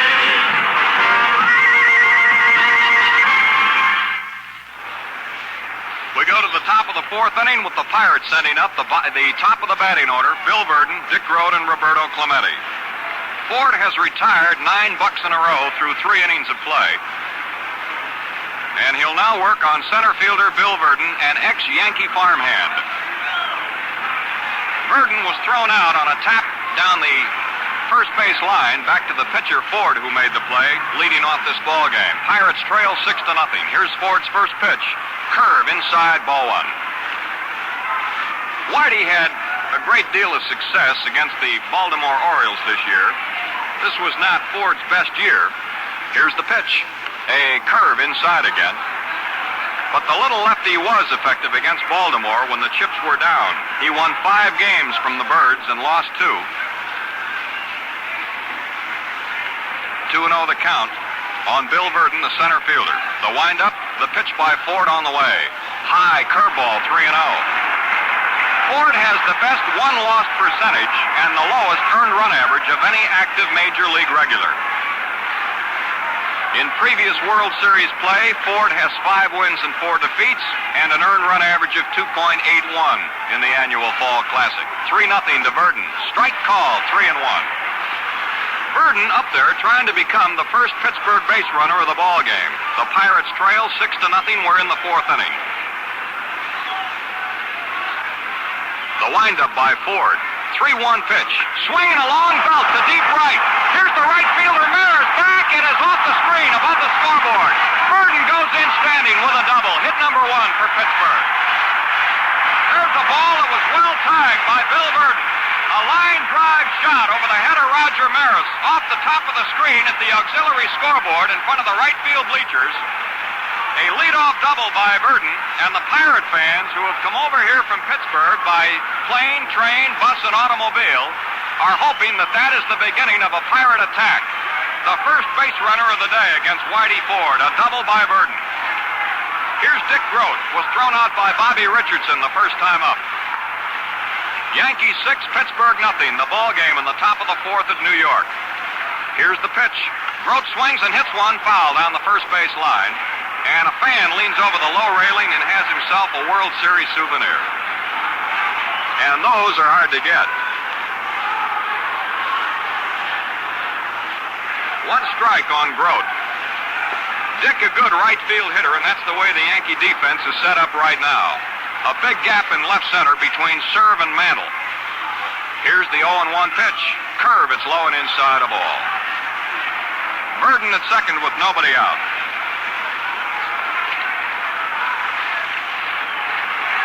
Pirate fans talking it up. They'd like to see Grote get a base hit to keep this thing going. Here's the pitch. A ball that's outside, 2-1. Screwball that faded away from the right-handed batter.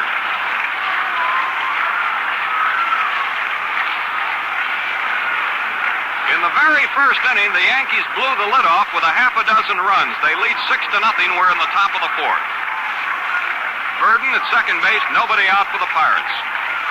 Grote waits for the 2-1 pitch. It's on the way. Curveball, it's wide. Ball 3. Pirates took the first game Wednesday, 6-4. Yankees came back Thursday and pounded out a 16-3 victory. So whoever takes this baby moves one game up in the best 4 out of 7 series. 3 balls and a strike on Grote. The pitch by Ford on the way. Strike at the knees. 3-2.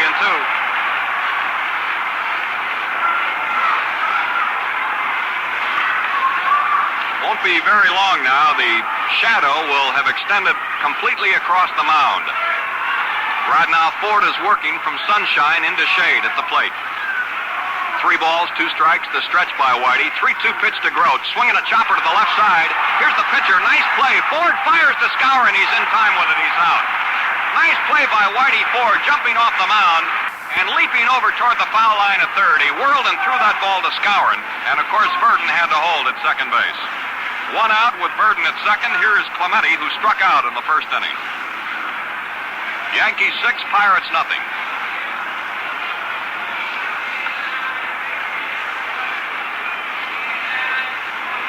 Huge crowd here today. Attendance in 1960 in the major leagues increased 4% over last year. The National League drew better than 10.5 million fans. The American League drew over 9 million fans. A combined total this year in both leagues of almost 20 million people saw these major league teams in action around both leagues. Curveball, a strike on the outside corner to Clemente. 0-1. Burden led off the inning with a double. He's still out there at second base with 1 away. The ball game in the fourth, the Pirates trail 6-0. Clemente, good right field hitter. And left center's open. Here's a peg to second base. Richardson cut in behind the runner, and Ford almost threw it away. Bobby Richardson cut in behind Burden. Ford whirled and fired the ball out there, and he almost threw it into center field. Richardson had to lean back to his left from the area in which he had come from to grab that ball to keep it from going into center field. Ford again into the stretch.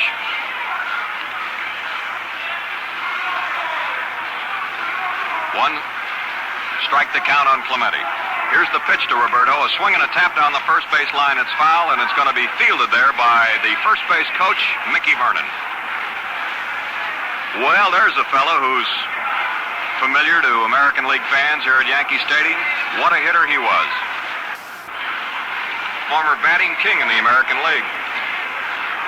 And for a while was on the active list for Pittsburgh this year, but now is strictly a coach. He's down here in the first base coach's box.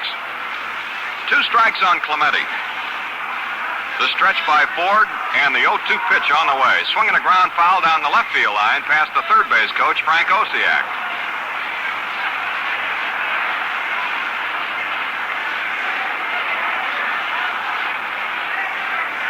Well, the bunting and the flags that they use for the World Series at Yankee Stadium see an awful lot of use. So often they're hung around this huge ballpark. Here's the stretch. The pitch by Ford, swinging a pop foul back into the upper deck. Behind the plate, it's still 0-2. Burden at second, 1 out. We're in the 4th inning. The Yankees lead 6-0. Ford gets a new baseball, roughs it up in his hands.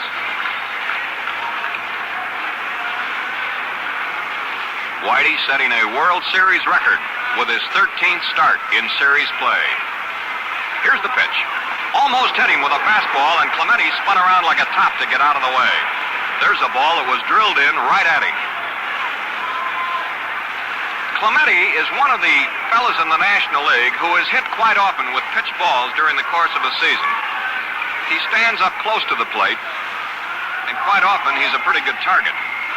Here's the pitch by Ford. Here's a swing and a ground ball to third. McDougal up with it. The peg across the diamond to scour it in time, and again, Burden has to remain at second base.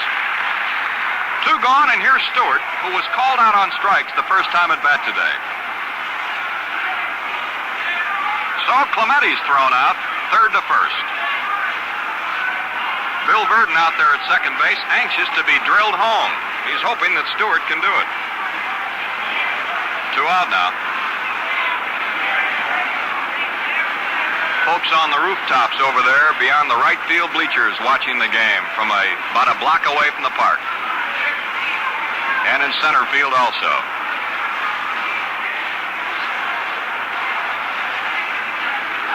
Folks on the elevated platform, subway station out here also watching the game from a distant point. Here's the stretch, the pitch to Stewart, a swing and a tap foul off the meat hand of the catcher, Elston Howard. He couldn't grab it, but he got part of that ball on his thumb, I believe. Burden at second, 2 gone, we're in the 4th. Here's the 1-2 pitch, a swing and a very high pop fly down the right field line. Maris charging the ball, he's in fair territory, makes the catch. He had to reach back after almost overrunning the ball, but he caught that baby down the right field line, some 15 or 20 feet fair. And it retires the Pirates with no runs, 1 hit, a leadoff double by Burden, and he is left on at second base. So, after 3.5 innings of play at New York, it's the Yankees 6, the Pirates nothing.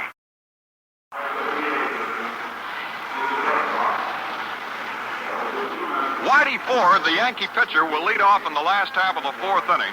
He'll be followed by the top of the order, Bob Cerv and Roger Maris. On the mound for Pittsburgh is left-hander Fred Green. He came to Levine's rescue in the 1st after Levine had earlier relieved the starter, Vinegar Mizell. Ford bunted into a force play the first time at bat today. Green fires over the plate but low, ball 1.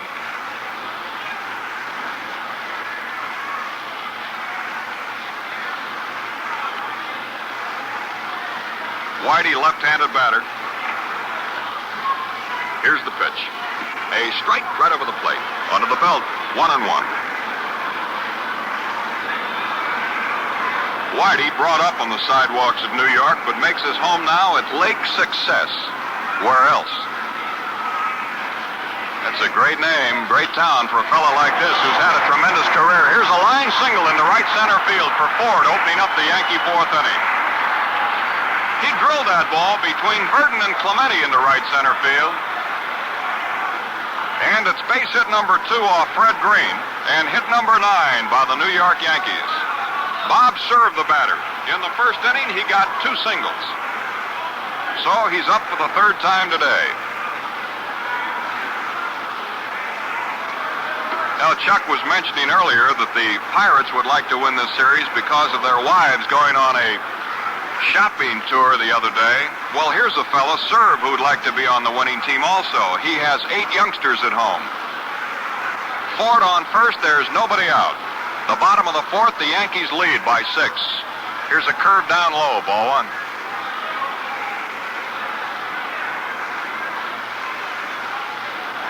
Oh, these vendors in this ballpark are walking miles and miles today, peddling their wares. Green looking in to get the sign from Hal Smith. Now the stretch. Pitch to Cerv. A curve low and inside. Ball 2. The Yankees have 6 runs on 9 hits. The Pirates, no runs, 1 hit. A double by Burden. Fred Green. He was the able partner of Roy Face in the Pirate bullpen all during the year. Here's a strike, hit the outside corner at the knees. 2-1 on serve.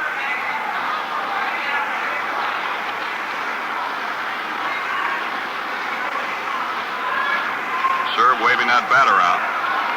Serve is in his third series as a Yankee, though he spent 3 of his best big league seasons at Kansas City. Here's a pitch over the plate but low, ball 3, under the knees.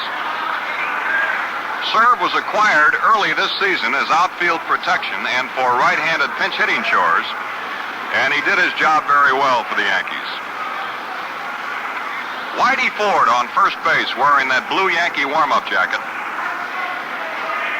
3-1 on left fielder Serve. Here's the pitch, the runner going, a swing and a chopper to the third baseman Hoke. No play at second, fires over to Stewart in time.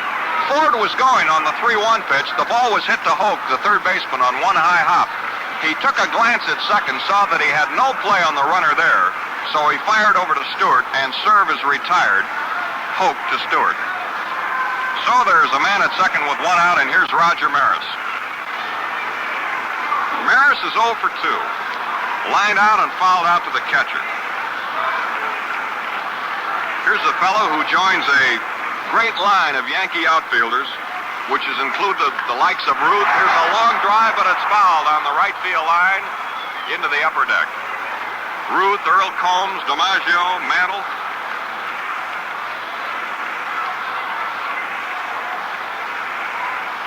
Prior to joining the Yankees, somebody labeled Maris as a streak hitter. They used to say this fella's either hitting 400 or he'll hit 200 for you during his streaks. 1 strike to count. Curve, it's high up over his head.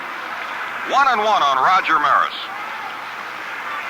Whitey Ford, the base runner at second base, 1 gone in the bottom of the 4th. The Yankees lead the Pirates 6-0 in Game 3 of the 1960 World Series at Yankee Stadium. The bleachers are loaded. Chuck and I arrived out here about 10 o'clock this morning, and the bleachers were practically full at that time. 1-1 to Maris. A ball that breaks away from him, 2-1. They were lined up last night waiting to buy those bleacher seats, and they filled them in a hurry. Hope, Grote, Mazeroski, Stewart around the Pirate infield. Yankees 6, Pittsburgh nothing, the bottom of the 4th. Maris, strong left-handed batter waiting. Here's the pitch. Curve, a swing and a foul, back on the screen. And the count is even, 2 balls, 2 strikes. Maris wears a number 9 on his back. For quite a while during the course of the season, Roger led the American League in home runs. His teammate, Mickey Mantle, finally caught him and passed him by 1. Mickey had 40. Roger had 39. But Roger won the RBI title in the American League with 112. Here's the 2-2 pitch, a ball that's low.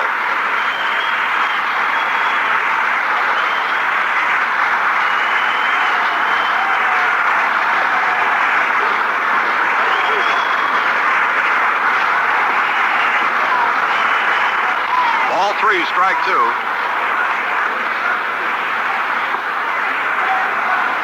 President of the United States, Herbert Hoover, is making his way into Yankee Stadium, and he's receiving a standing ovation. Here's the 3-2 pitch, a swing and a ground ball to the second baseman.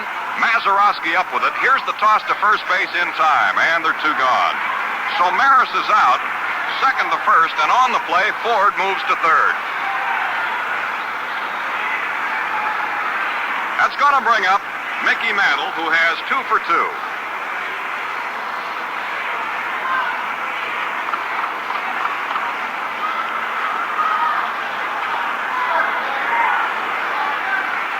Batting right-handed against left-hander Fred Green. Ford on third, 2 gone in the bottom of the 4th. The Yankees lead 6-0. Green looking in, getting his sign. Checks the runner at third, goes into the windup. The pitch to Mantle, a swing and a very high drive, deep to left field, way back, way back. It's going to be out of here, a home run.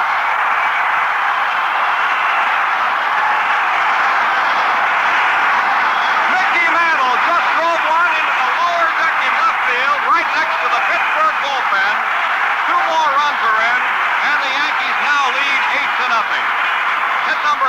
off Green. Runs number 1 and 2 off Fred Green. That is Mantle's third straight hit in this ball game. 2 singles and a home run. His third home run in the World Series. The second one off of Fred Green. And his 6th and 7th RBIs in the World Series. A tremendous blast into the lower seats in left field over the 402 sign. When he hits them, they are really kissed. Here's Skowron with a single and a strikeout. Curve low and inside to Bill, ball 1. 2 runs in the bottom of the 4th on a 2-run wallop by Mickey Mantle. And the Yankees now lead 8-0.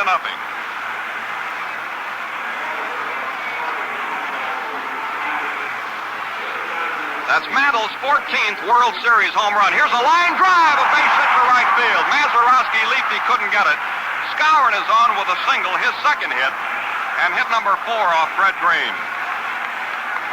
Mantle is now only 1 home run behind Babe Ruth's record World Series home run total of 15. Whoa, what power that Mantle has. 3 home runs in the series, all 3 of them batting right-handed, 2 of them off Fred Green. 11 hits for the Yankees now. Skowron has his second hit. He's on first base, 2 out. Gil McDougald up. He's walked and scored a run, and the last time up he was called out on strikes. Here's a pitch inside, almost hit him in the belt. Ball 1. Yankee power. A grand slam homer by Richardson and a 2-run shot by Mickey Mantle so far today. New York leads it 8-0 in the bottom of the 4th. Skowron leads at first. Pitch to McDougald. Curveball, strike above the knees. 1-1 on Gil, Yankee veteran. So far in the World Series, McDougald has 3 hits in 7 at-bats. Walk and a strikeout today. Here's the 1-1 pitch, low and inside. 2 balls and 1 strike.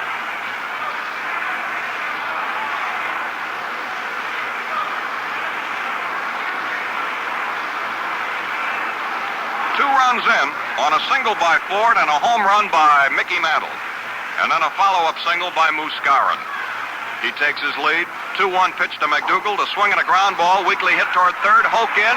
Here's the pickup, the throw, while on the run, he's safe. He beat it out. Don Hoke had a tough play to make. He was charging down the third base line toward home plate and threw that ball to Stewart while on the run toward the plate, and the peg was too late, and McDougald is on with another hit. That is 5 off Green and 12 by the Yankees, and here's Danny Murtaugh again coming to the mound. 4 hits in this inning by the Yankees. A little chopper down the third baseline by McDougald. Murtaugh has signaled for another pitcher.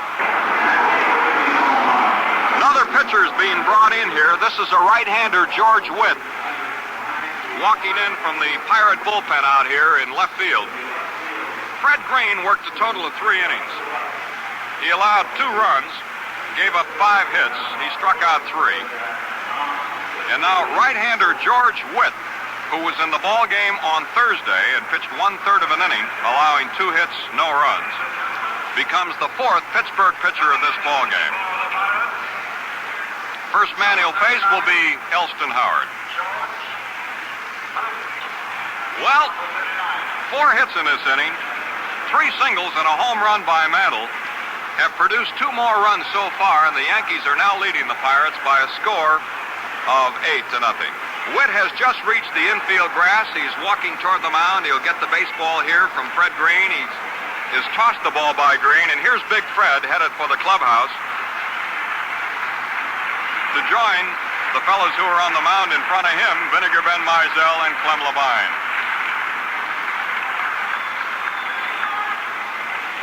Plagued with a sore arm, Whit has seen just limited service in 1960, and he spent 2 months of the season with the Pirates Salt Lake City farm in the Pacific Coast League. You'll recall just a couple of years ago, the season of 1958, Whit was a rookie sensation when he won 9 and lost 2, but he had arm trouble all through the 59 season and actually never has completely recovered from it. He came up with some brilliant clutch relief work, however, in the first game of the Labor Day doubleheader against Milwaukee, which was a must game for the Pirates. He did have some fine moments during the year, but he was used rather sparingly. Well, the first man he'll face will be the Yankee catcher Elston Howard, and Chuck, again, these Yankees are using those bats that carried them through to the American League pennant, and they continue it right here for, well, actually 3 ball games, even though they were beaten in the first game at Forbes Field. We're all set to go. Here's Howard stepping in. Elston has beat out a slow bounder down the third base line for a hit, and he splied to left fielder Samoli. Skowron's at second. McDougald is on first. There are 2 gone in the bottom of the 4th. 2 runs are in. And the Yankees lead the Pirates 8-0.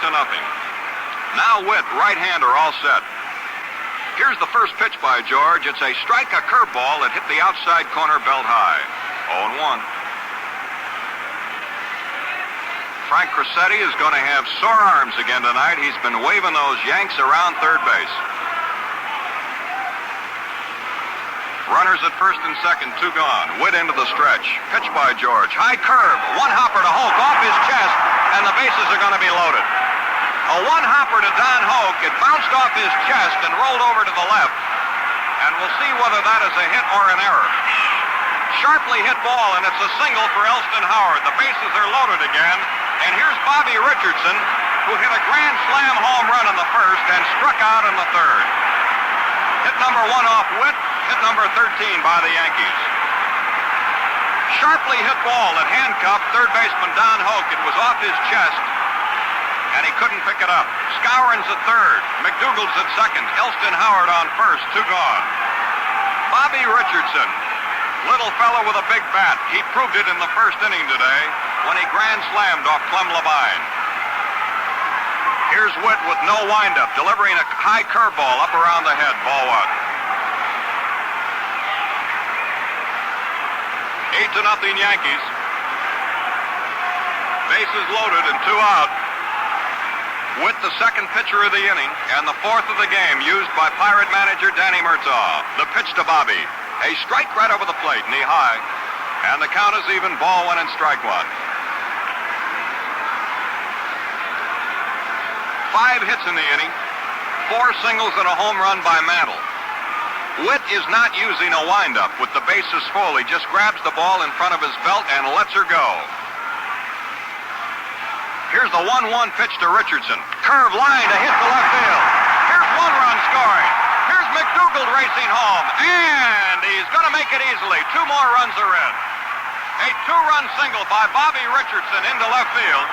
Scoring Skowron from third and McDougald from second base, and the Yankees now lead 10-0. Those 2 runs are charged to Fred Green.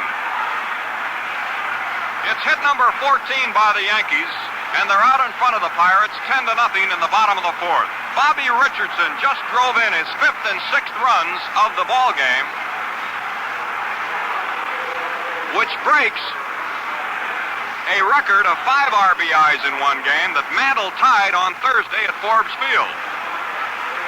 6 RBIs for Bobby Richardson today. A 2-run single and a grand slam home run earlier. Howard's at second base. Richardson is on first, and here's Kubek, the 9th man to hit in the inning for New York. He's 1 for 2. Here's the pitch. High, a ball. 1-0. Yankees batted around and then some in the first inning, and they batted around here in the 4th. Kubek, the 9th man to hit. 2 men on, 2 out, 4 runs in. Yankees lead 10-0 over the Pirates. Howard off second base. Bobby Richardson away from first. Pitch to Kubek. Behind him. Gets by the catcher. Here's Howard racing for third. He's going to hold up. There's Richardson going to second base. That's a wild pitch. It went behind the batter. Well, I don't know, Chuck, but that may be a World Series record, too, throwing a pitch behind the hitter. Right behind Kubek.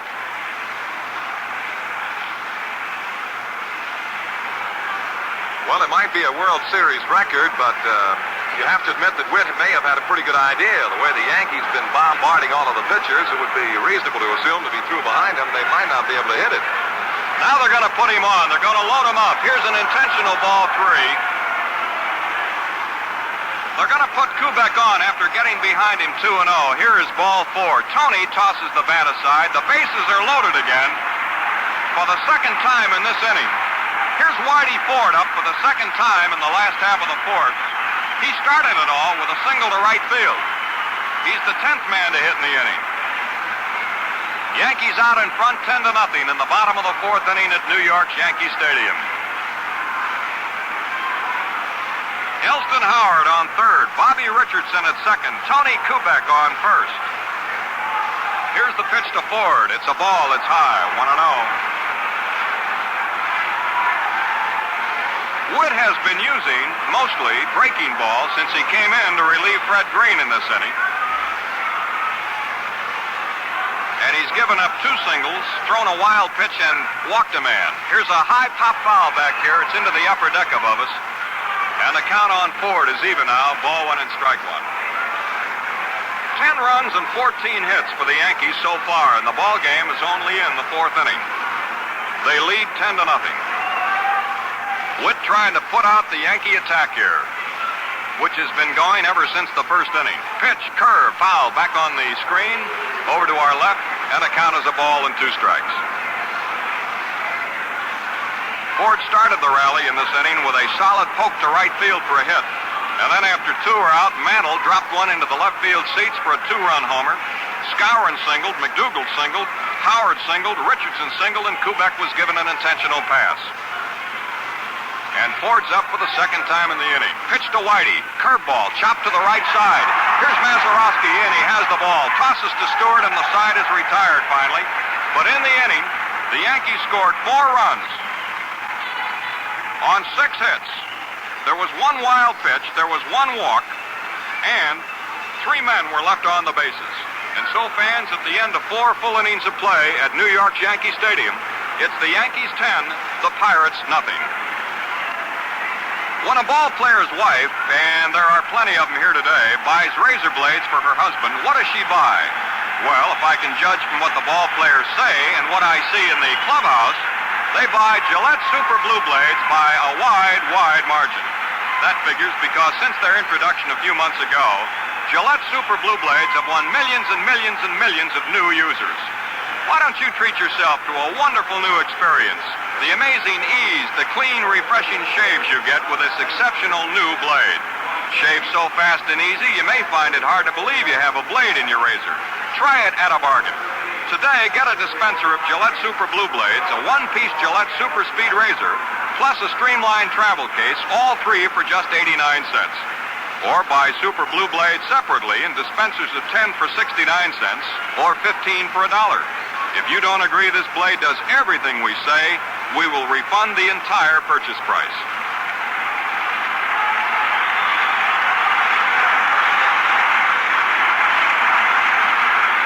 We're going into the 5th inning of the ball game with the Pirates coming to bat. Gino Cimoli, Hal Smith, and Don Hoke, the first 3 batters, to face Whitey Ford. Whitey out there on the mound has finished his warm-up throws, and he has in his back pocket a very comfortable 10-0 lead as the Pirates bat in the 5th. Cimoli hit a pop fly to Bob Serve the first time up. Ford has allowed just 1 hit in 4 innings, a double by Bill Verdon.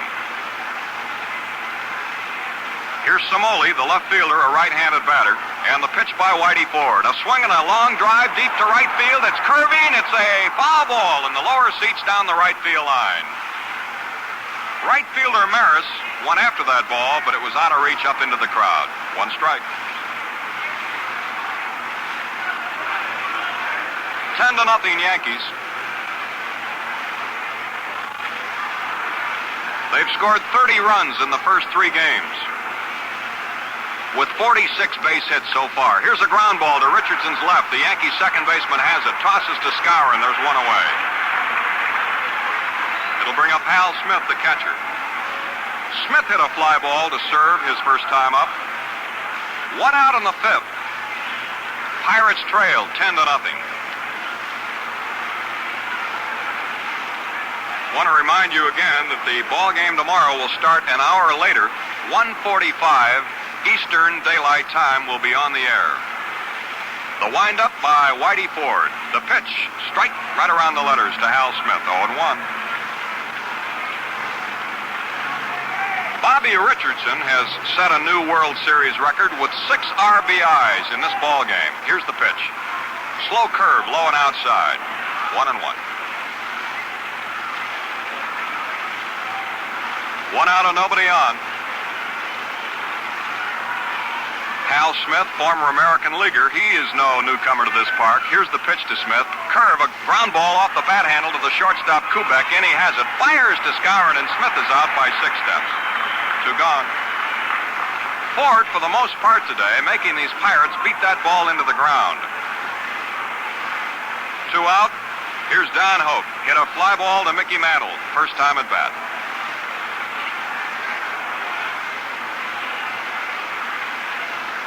Hoke, a right-handed batter. The Tiger of the Pirate Club this year. Here's a strike, hit the outside corner between the letters and the belt. 0-1.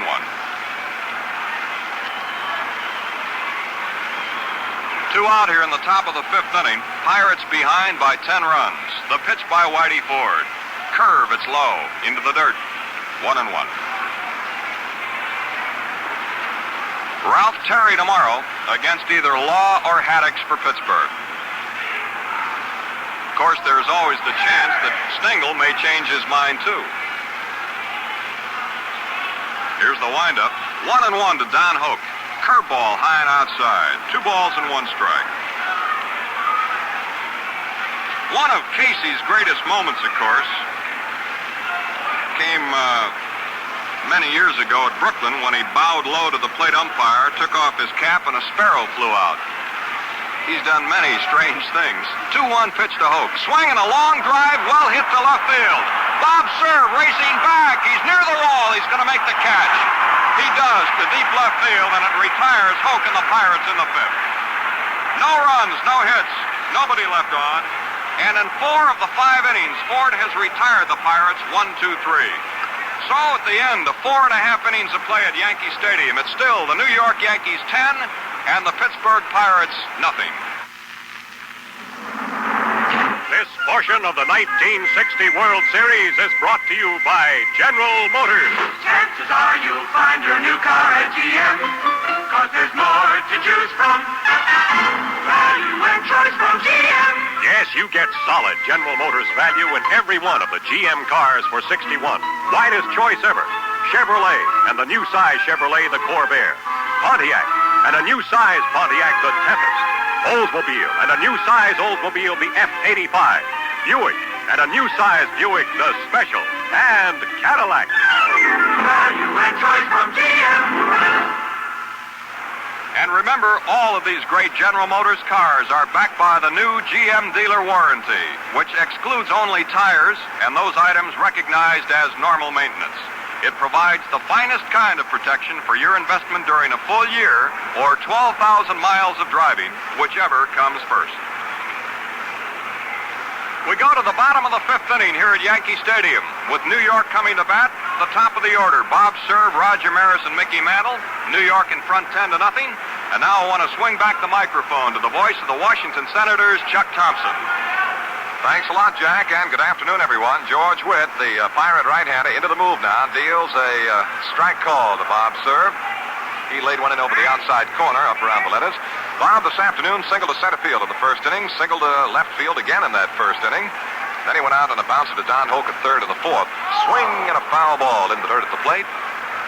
2 strikes to the big, powerfully built left fielder, Bob Serve.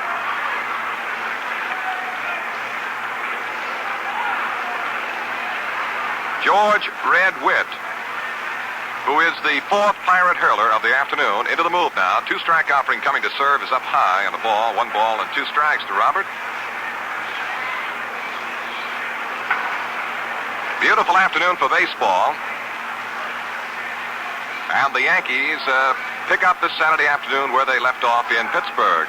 Curveball is cut out and a foul comes straight on back to the screen, and Serve swung himself right off his feet that time, dropped down to one knee. A count of a ball and 2 strikes to serve, who'll be followed by Roger Maris and then Mickey Mantle in that order. As the Yankees bat in the last half of the 5th inning, and they're sailing along in front of the Buccaneers by a score of 10-0. Now the tall, lean Californian, Red Witt into the move now. The pitch coming down to serve. Swing and a miss, he struck him out.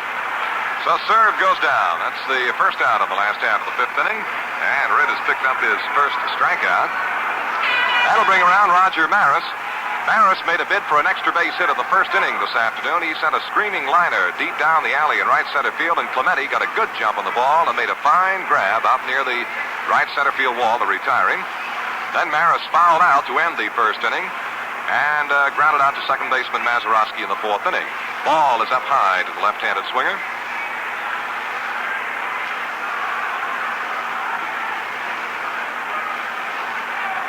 Well, the story of the ball game this afternoon at Yankee Stadium has been the tremendous hitting of the New York Yankees and the outstanding pitching of lefty Whitey Ford, who was working on a one-hitter. And the 1-0 is outside low to left-hand batting Maris. 2-0 now to Roger. The lone Pirate base hit in the ball game so far was a lead-off double by Bill Verdon in the 4th inning, and then Ford went to work and stopped Grote, Clemente, and Stewart in order. And Verdon died out there. Witt deals a pitch that's a strike called. Maris started to swing, seemed to check back in the swing, and took it. And Mr. Joukowsky says strike. 2-1 now to Maris. Maris had to stroll back and have a few words with the plate umpire, Joukowsky. Not a very serious dispute, however. Now, Witt, the Pirate right-hander, brings the arm down, delivers up high and inside, and Maris ducks back out of the way. 3-1. Polk, Grote, Mazeroski, Stewart around that Pirate infield this afternoon. Samoli in left, Verdon in center, Clemente in right field. George Witt deals 3-1 to Maris. It's high, ball 4. So Maris picks up a base on balls, and that brings out Mickey Mantle, who hit his 14th World Series home run in the 4th inning. A towering blast, about 12 to 15 rows back above the 402-foot sign out alongside the visiting bullpen in left field at Yankee Stadium. And now Mantle is batting as a left-hander. And by Mantle's own admission, he would much prefer being a right-handed batter, and says that he will take it up with Stengel and try it next year. The pitch is a strike called over the inside corner of the letters to Mantle.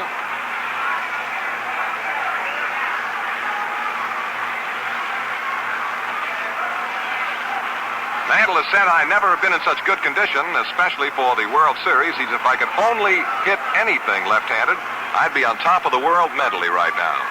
All of Mantle's World Series hits have been right-handed. A ball is inside high. Witt through the bender, chased Mantle as a left-handed batter out of the box.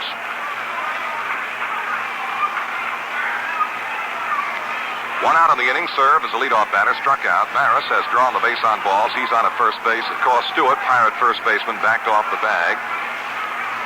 And the Pirate infield up a couple of steps in double play depth. Witt sets and deals. Slow curve, chip the corner on the inside, right at the letters, and the count now 1 ball, 2 strikes to Mantle. Mr. Witt really pulled the string on Mantle. 1 ball, 2 strikes.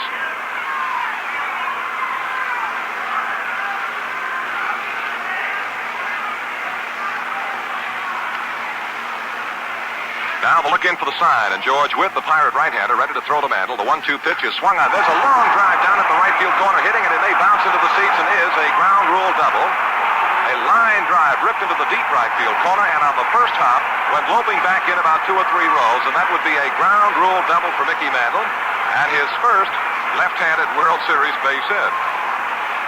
Around a third on the play, of course, goes Roger Maris. He holds there, and Mantle this afternoon is having what the ball players would call a pretty fair day. He has 4 hits in 4 at-bats, a pair of singles, a double, and a home run. 1 out. Yankee runners second and third, and now the batter is Bill Skowron, who singled in the first inning to knock in a run, struck out in the second, and singled again to right field in the 4th inning. Pirate infield is drawn up about 2 steps back off the infield grass all the way around. Whit throws, slow curve, beat off the first base side. Charging Mazeroski has, checks the runners. And now they've got Mantle in a trap between second and third. Mazeroski chases over. He has Mantle running down. And now we've got the runner from third breaking to the plate. The throw comes to the plate, and the tag is put on the runner. He is out, and the other runners move up. Maris, coming in at the plate, was finally picked off as Mazeroski maneuvering to take advantage of the trap of Mantle between second and third. Finally forced Maris into the break for the plate. Wheeled and threw to the catcher, Hal Smith, who put it on Maris coming home for the second out of the inning. And, of course, the runners will move up a notch, meaning Mantle, after being run down momentarily between second and third, now advances to third. And Skowron on the rundown play kept cruising right around to second base on the fielder's choice. But Maris is thrown out from Mazeroski to the catcher, Hal Smith, for the second out of the inning. When Mazeroski straightened up with the ball, he had Mantle trapped between second and third, and then ran right straight at Mantle. And finally, Maris made the break for the plate, and when he did, Mazeroski threw to catcher Hal Smith, who made the tag for the second out. That allowed Mantle to take possession of third, and Skowron, while it was going on, moved all the way around to second base. 2 out now, runners at second and third, and the batter is Gil McDougald. Back this afternoon, walked in the first inning. Slow curve, stays up high to the right-hand batter. Ball 1. After the walk to McDougald in the first inning, Gil was called out on strikes in the second inning, and then had an infield hit down third base way in the fourth inning that saw the Yankees score 4 more runs. The Yankees 10, Pirates nothing. George Whit throws, swing and a ground ball sharply hit to the right side of the third baseman. He's there, makes a good pickup. Now Hope's throw to first is in time to get McDougald for the final out of the inning. In the Yankee half of the fifth inning, put down no runs, 1 base hit, no Pirate errors, and 2 men are left on. And the score now at the end of 5 complete, the Yankees 10, the Pirates nothing.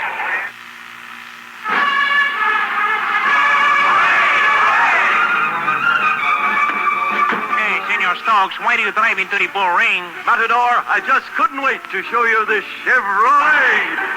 New size, U-size Chevrolet. 60 wonderful Chevrolet. It's your car. If you're a man who wants value, this Chevrolet is your car. Aficionados holler, olé, for my car. It has power and sweep and comfort, of course. Chevrolet's my car, or I'm a picador's horse. Chances are you'll find your new car at the end, 'cause there's more to choose from. Now you enjoy some GM. I must drive away in this new Chevrolet. Adios, Senor Stokes. Hey, what about that bull? Let him get his own car. For the Pittsburgh Pirates, here in the last half, or the top half of the sixth inning, Bill Mazeroski will be the leadoff batter against Whitey Ford. Maz in the third inning was thrown out by Ford. Leadoff hitter for the Pirates, top half of the sixth inning. The Yankees 10, the Pirates nothing. The pitch, swing, and there's a line drive, base hit to the left side of the shortstop and on through into center field. And Mazeroski has the Pirates' second hit. A sharply spiked single through to center field. And now we will have a pinch hitter for pitcher George Whit. Here is Gene Baker. He, in this 1960 World Series, has been in 1 ball game as a pinch hitter, appeared 1 time without a base hit, and hit for a .243 average in 33 games for the Pirates through the regular season. Gene Baker, right-handed batter. Came on as a pinch hitter in the second game in Pittsburgh and popped out to second. A right-handed swinger takes a strike call from Whitey Ford. Baker came into baseball with the Chicago Cubs, and for a while was the part of the double play combination of Banks and Baker. Now the lead by Mazeroski. Whitey Ford throws. There's a bunt attempt, but it's going to be fouled off the third base side. 2 strikes now to Gene.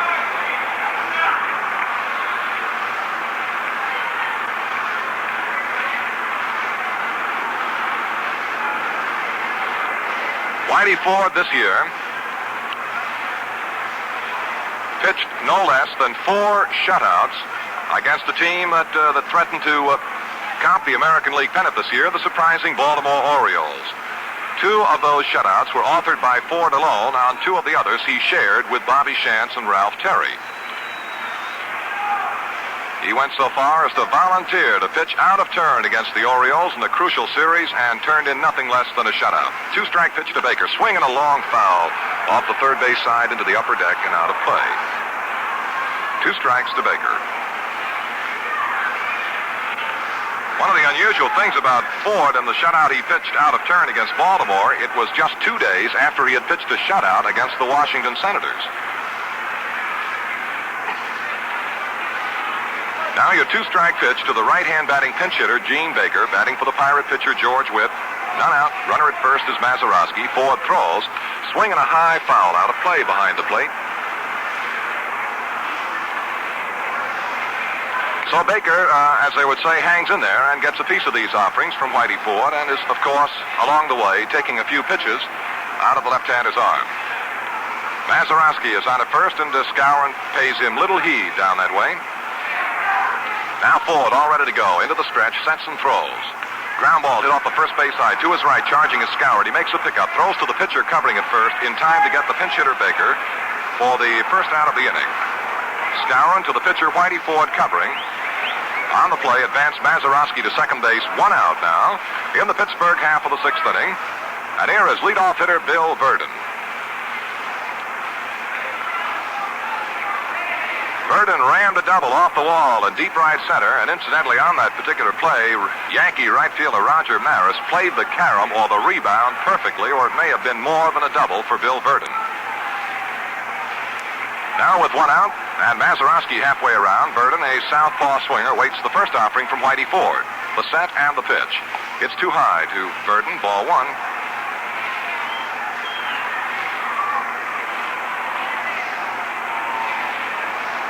Whitey Ford pitching another of his very strong efforts. He has allowed but 2 Pirate base hits.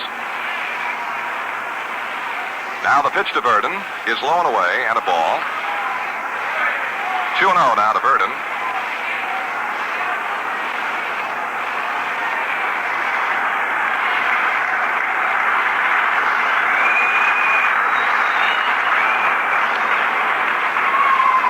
Posted on the big scoreboard in right center field is a sign now that informs that Mantle has tied the all-time series record, 4 hits in 1 game. The pitch to Verdon is inside, and the left-hand hitter backs out of the way. 3 balls, no strikes now to Verdon. Mantle with a pair of singles, a home run, and a double. 4 hits in 1 game has tied the all-time series record. And now your 3-0 pitch to Verdon. He takes a look at it all the way, and it's in for the strike. 3-1 now. Verdon now taking a quick glance down third baseway to Coach Frank Osiak, who will, by wigwag, let him know what's expected of him on the 3-1 pitch from Whitey Ford, and here it is. Swing and a miss. Well, they took the wraps off Bill that time, and he was cutting all the way. 3-2.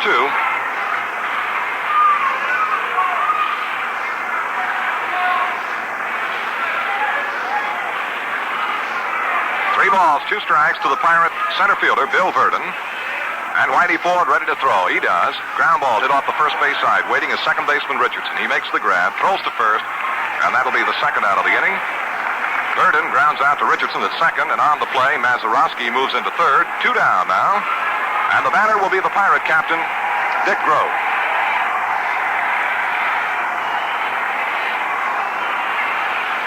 Grote this afternoon has gone out on a ground ball to Bobby Richardson, and then a dandy fielding play by Whitey Ford got him in the 4th inning.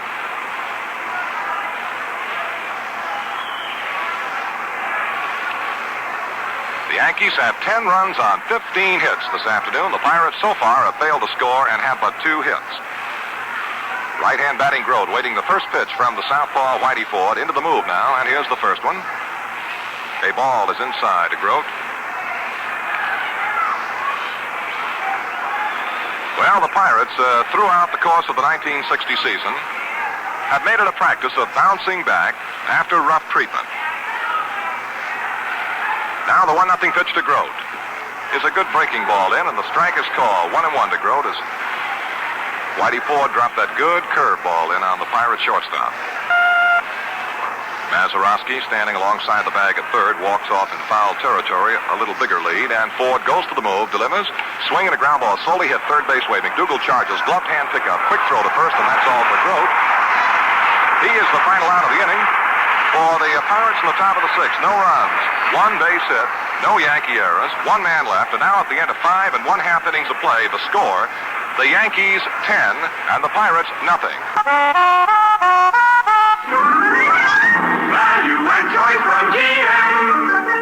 The sleek new 1961 Pontiac is comfort designed to give you more headroom, legroom, footroom. It's all Pontiac on a wide track. Powered by the new Pontiac Trophy V8 engine with a new gas-saving fuel induction system. See the new wide track 61 Pontiac at your quality Pontiac dealer. A new Pirate hurler on the scene now. This will be for Pittsburgh, their 5th pitcher of the afternoon. It'll be right-hander Tom Cheney, who worked in 11 games for the Pirates this year, started 8, and completed one of those, had an even record of 2 wins and 2 defeats on the year. Tom Cheney.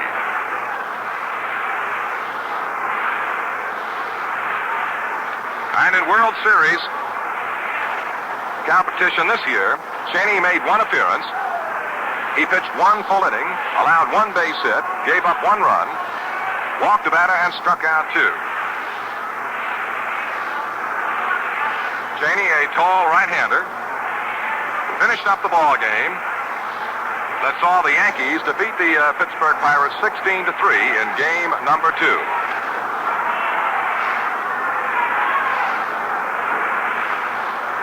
Cheney on the mound now replaces George Witt, who pitched an inning and the third and was touched for 3 base hits. Walked 1, struck out 1, and did not allow a run. All ready to go now for the New York Yankees. To lead off in the last of the 6th inning, here is right-hand batting Elston Howard. Tom Cheney deals a fastball that's inside for a ball. 1-0 now to Elston.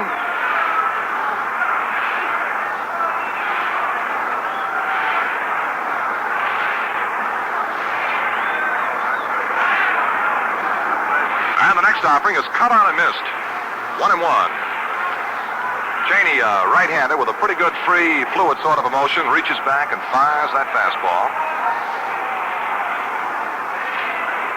1 ball, 1 strike now to Elston Howard, leadoff hitter for the Yankees. In the last of the 6th inning, the Yankees 10, Pirates nothing. Breaking ball low and outside, and the count is 2 balls, 1 strike. Cheney was brought up to the Pirates from their Columbus, Ohio farm in the International League in July and won 2 of his first 3 starts for the Pirates, including a 5-0 shutout over Cincinnati. Swing and a high foul ball back out of play. So the count to Elston Howard now, 2 balls and 2 strikes.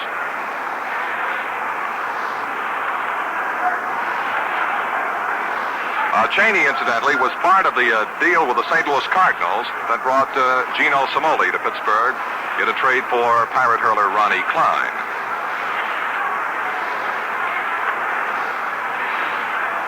Now the 2-2 pitch coming down to Elston Howard, who has 2 hits this afternoon and 3 trips. Cheney throws, swing and a miss. Strike 3, he's out of there. So Cheney notches a strikeout. Cheney's fastball appears to be a pretty good sinker, as if the right-hander, in getting right up on top of the ball, kind of turns it over a little bit, and it seems to be going down. 1 out now, and here is Bobby Richardson, who established today a new World Series record for 6 runs batted in a single game. Ball 1, low and outside to Bob. Richardson hit a grand slam home run in the 1st inning to knock in his first 4, and then a single to left field in the 4th inning drove in 2 more. What a series for this likable Yankee second baseman. And the pitch, swing and a high fly ball, center field, drifting to his left, and now backing is Bill Burden, shading his eyes with a glove. He makes the catch for the 2nd out of the inning. Richardson flies out to the center fielder, Bill Burden.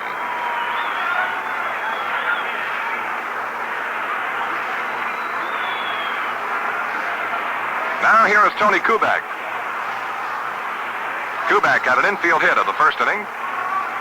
Then in the 3rd inning, he went out on a grounder to Don Hope, the 3rd baseman. walked in the fourth inning. All ready to go now. Tom Cheney into the move, and the Pirate right-hander throws. Down low inside to the southpaw hitter. Ball one. The Yanks have had two big innings this afternoon. In the first inning, they exploded for 6 runs, and then they added 4 more in the fourth. Kubek swings, and a foul ball is drifting out of play behind the plate. 1-1 to Tony Kubek. 2 out, none on, in the Yankee half of the 6th inning. And the shadows of the grandstand that Jack mentioned earlier now have completely covered the pitching mound and the first base side of the infield, leaving but 4 of the Pirates out in the sunshine now. Third baseman Hoke, shortstop Grote, center fielder Burden, and the left fielder Simoli. And the 1-1 pitch to Kubek. It's high for a ball. 2-1. Kubek now has 7 base hits in this World Series in 3 games. And the record in a 6-game series is held by a former Yankee, Billy Martin, with 12. Now the 2-1 pitch to Kubek. He swings, fly ball, lazing into left field. Simoli breaking a little late, now comes on and makes the grab for the final out of the inning. Kubek flies out to left. The Yankees are 3 up and 3 down. No runs, no hits, no errors, none left. Score at the end of 6, the Yankees 10 and the Pirates nothing. Where did you come from? I didn't see anybody come in. That's how it is with us leprechauns. Leprechaun? Aye. And will you be kind enough to show me one of them new cars? One that likes a bit of action, like dancing in the moonlight, you know? Why, yes, sir. I've got just the car. Oldsmobile for 61. The action line in performance and design. It's your car. With value that only Olds could achieve. It's your car. You just have to see one, and then you'll believe it's my car. With styling to please either he folk or she folk. And room for 100 or more of us wee folk. Chances are you'll find your new car at GM, 'cause there's more to choose from. Value and choice from GM. And will you pay cash for your new Olds, sir? Well, just now I'm a little bit overdrawn at the end of the rainbow. So would you just put one of them nice cars away?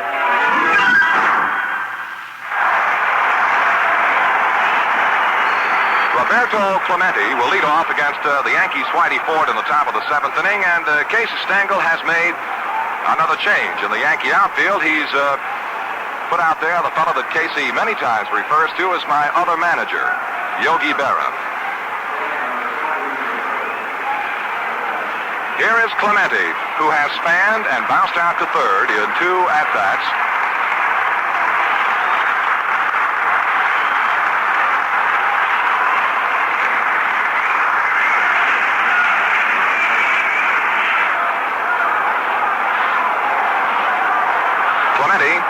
One of the most exciting players the Pirates have had in quite a while, waits the first one, swings, and a foul ball is going to be out of play behind the plate.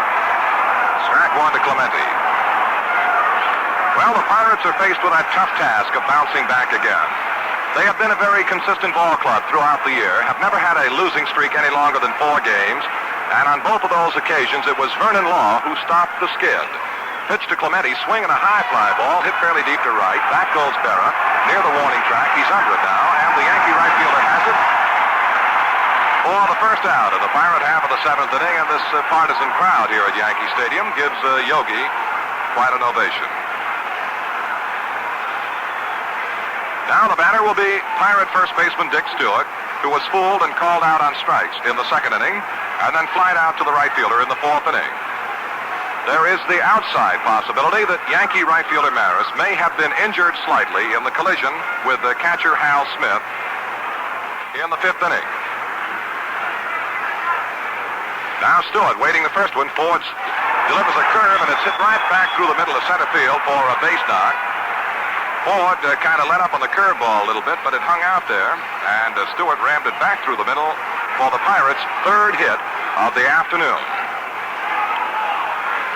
It has now been officially stated from the press box at Yankee Stadium that Roger Maris did bruise his side in that collision at home plate. And thereby, Berra has become the Yankee right fielder. The batter, Gino Simoli. The pitch is too high to Gino for a ball. Gino, a very likable young man from San Francisco. The lights have been turned on here at Yankee Stadium as we started the 7th inning. Somoli flat out to left in the 2nd inning and grounded out to second in the 5th inning. He has 2 World Series hits in 4 previous at-bats.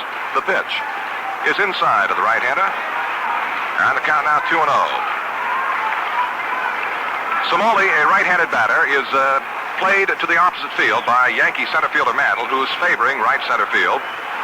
Berra is kind of straight away and deep in right field, gives Somoli a lot of the foul line to shoot at. Pitch, swinging a ground foul behind the plate, just missed going into the Yankee dugout off the first base side. 2-1 now. Bob Serve, the Yankee left fielder, gives Somoli all he needs in foul territory or toward the foul line down the left field side as Serve is shaded around toward left center field. Now the 2-1 to Somoli. A let-up stays high for a ball. 3-1 now. One away. Clemente opened the inning, flying out to Berra and right. Stewart then hammered a single back through the middle to center field. Stewart leads first, and the 3-1 to Somoli is high and away for a ball 4. And Whitey Ford has issued his first walk of the afternoon. Stewart moves into second base on the walk to Gino Somoli.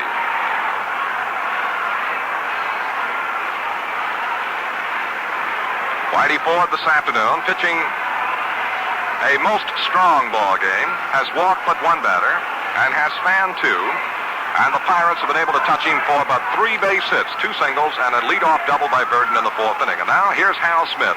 He looks, and it's in there for a strike call. Smith, the Pirate catcher, flied out to left in the 2nd and bounced out to the shortstop in the 5th.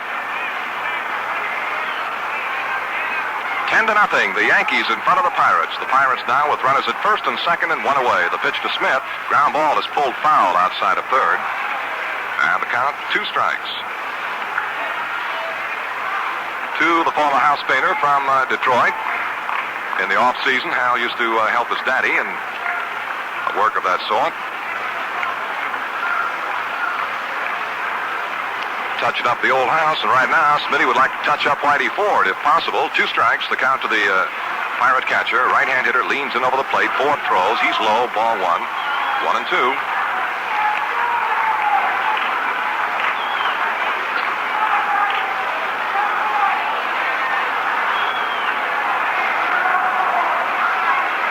One away on the Pirate half of the 7th. Runners leading first and second base. The 1-2 pitch coming down to Smith. Ground ball hit right back to the pitcher. Ford's got it. The throw goes to second. That's 1 out. Back to first. It's a Yankee double play. 1-4-3 from the pitcher to the second baseman covering, back to the first baseman. And so the Pirates in the 7th inning, no runs, 1 base hit, no Yankee errors, 1 man left. And the score at the end of 6 1/2 innings of play, the New York Yankees 10, the Pittsburgh Pirates nothing.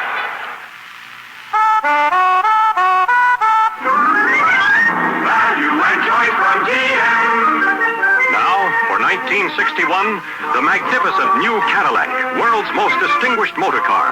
A car of matchless performance sculpted in a new trimness and crispness of line and silhouette. Cadillac for 1961, a new inspiration for the motoring world. Thrill to the new 61 Cadillac at your quality Cadillac dealers. Drop in and see the new Cadillac now. And here's something every motorist should know. Exclusive GM Guardian Maintenance, which means factory-trained mechanics giving educated service with factory-approved parts and the most modern equipment.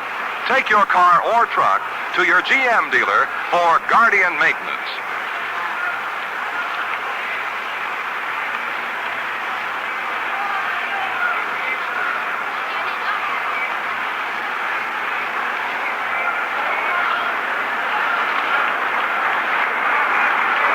In the last half of the 7th inning, Whitey Ford will be the leadoff batter for the Yankees, and he should get a warm stadium welcome. And speaking of World Series welcomes, on the scoreboard in center field now reads the sign, World Series welcome to the Indian Prime Minister Nehru, who was here watching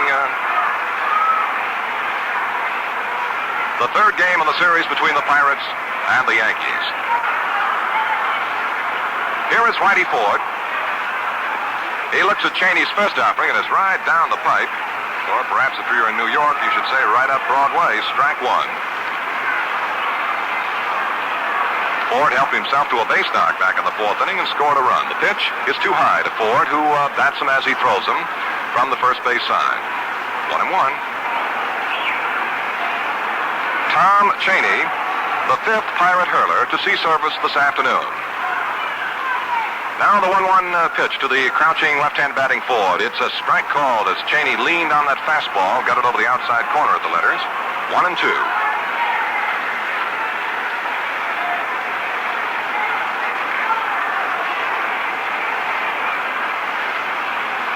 Ford looks at a breaking ball that held high, and the count now is 2-2.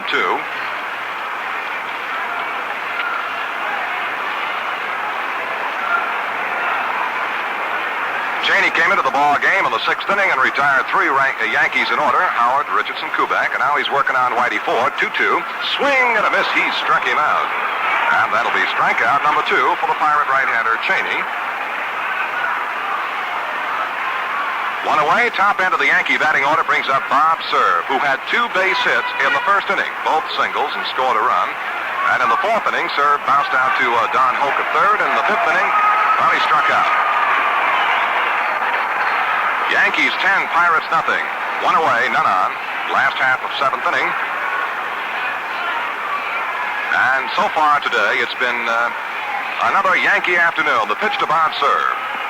Strike called as Cheney ripped that good fastball in. 1 strike to Bob. He kept it in on him right at the hands, maybe a little bit lower.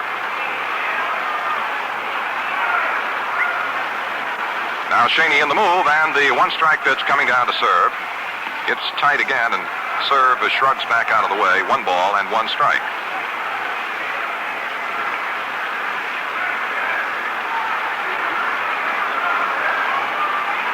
Now the 1-1 pitch coming to Bob Cerv.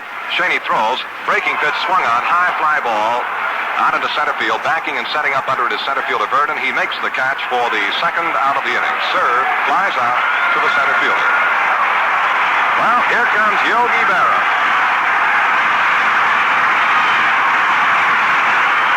Berra has been up officially in this series 8 times with 2 base hits. Now .250 batting average, and he's knocked in 2 runs. Yogi Berra, batting now for Roger Maris, who was taken out after he injured his side in the collision at home plate. Through the year, Berra hit for .276, knocked in 62 runs, and had 15 home runs. Tom Cheney all ready to go. The Pirate right-hander throws. Swing and a line drive. Base hit beyond the outstretched glove of the shortstop into left center field. Fielded out there by Gino Simoli. And Yogi Berra is on with another Yankee base knock. They're 16.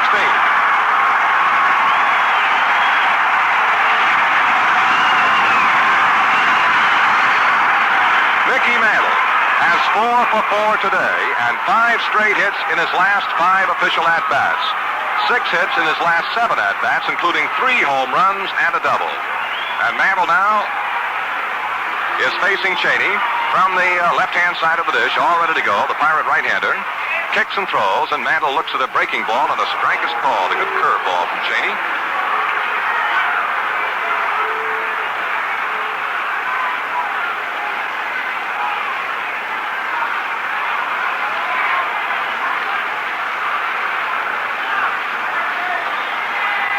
Now the 1-strike pitch to Mantle. He started a swing and then held back on a sharp breaking curve that darted low and inside. The count now 1 ball and 1 strike to Mantle.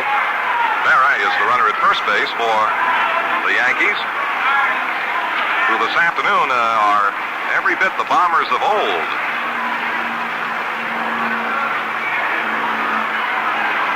Now the 1-1 pitch to Mantle, who has 4 hits in 4 trips this afternoon. Pitch is low and inside, and a good save by the Pirate catcher, Hal Smith. 2-1 now to Mantle. By Mantle's own admission, he has stated that he doesn't realize what could be the trouble as a left-handed batter. He said, I really don't know, but I just seem to freeze up there. I just can't seem to swing and pull the trigger the way I can as a right-handed batter. And hopes that next spring, Casey Stengel will allow him to hit only as a right-handed batter. Now the 2-1 to Mantle. Strike 2 called over the outside corner just above the knees. some umpires have been quoted as saying that it appears to them that Mantle is not nearly so keen a judge of pitching from the left as a left-handed batter as he would be as a right-handed batter. They claim that he does not see pitches as well batting left-handed. Now the 2-2 to Mantle. Berra with a great big lead at first. The pitch is a strike. 3 called. So Mantle is called out of strikes. For the Yanks, no runs, 1 hit, no errors, and 1 man left on. And now at the end of 7, the score, the New York Yankees 10, the Pittsburgh Pirates nothing. Where'd you get that hat, sonny boy?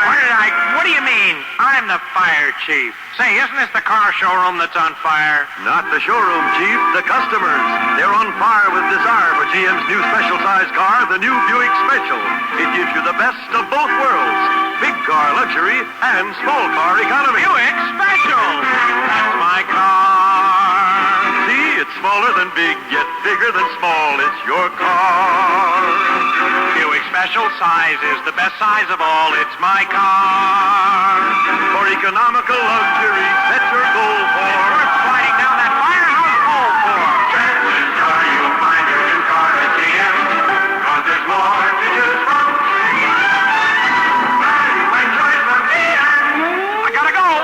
Wait, what color shall we order your Buick Special in? Red. What else?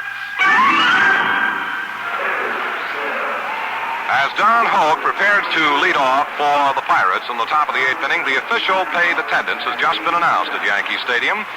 70,001. 70,001.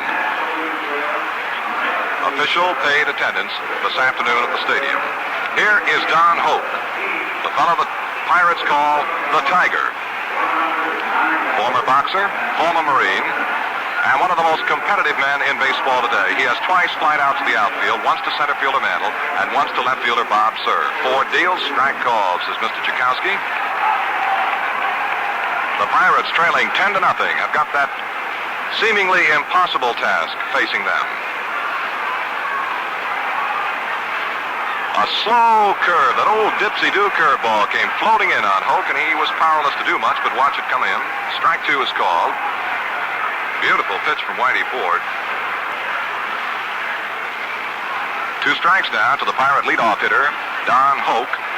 Ford throws, swinging a ground ball, trickles foul down the third base side. 2 strikes. The Pittsburgh fans are only too well aware of how this team has had to battle back many times in the course of the National League pennant chase. And to say that they have done it successfully, of course, is one of the understatements of the year. But they've got a tremendous job facing them now. Here's the 2-strike pitch swung on ground ball, beat to third baseman McDougal, grabs off his shoe tops, long throw to first, is low, but Skowron, stretching out to the second base side, made a fine backhanded pickup, and that retires Don Hoke. Earlier this year, the Pirates were stomped by the San Francisco Giants, 13-1 in a ball game, and the Pirates made 7 errors. This is late in May, and then they moved down to Los Angeles and lost the first game, but then came on to win the next 2 over the Dodgers and then swept a 3-game series from the Cardinals. A slow curve from Whitey Ford is outside high to Bill Mazeroski. Ball 1. Mazeroski has one of the 3 Pirate safeties this afternoon. Ford brings the arm down, throws a fastball right through over the inside corner of the letters. 1 ball, 1 strike. The Yankee totals 10 runs on 16 base hits.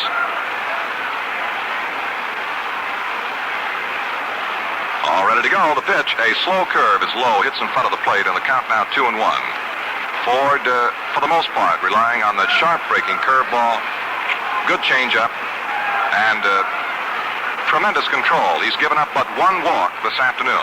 That to Somoli in the 7th inning. 2 balls, 1 strike, 1 out, none on. Ford throws, swing and a fly ball hit into center field. Mantle goes to his right a couple of steps, now walks in a little bit, and the Yankee center fielder makes the catch for the 2nd out.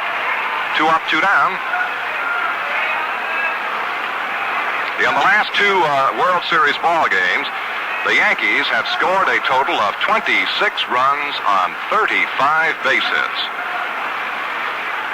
And let's see who the batter is going to be for the Pirates right now. It looks like Dick Schofield, and now as he bends over to make use of that rosin bag in the on-deck circle, we get a check of the number, and that verifies the fact that it is Dick Schofield. Ducky Schofield, who after Grote was injured, sustaining a broken wrist, on September the 6th, filled in for the Pittsburgh Pirates at shortstop and did a magnificent job. Schofield is 1 for 1 in the series, and he also has a walk.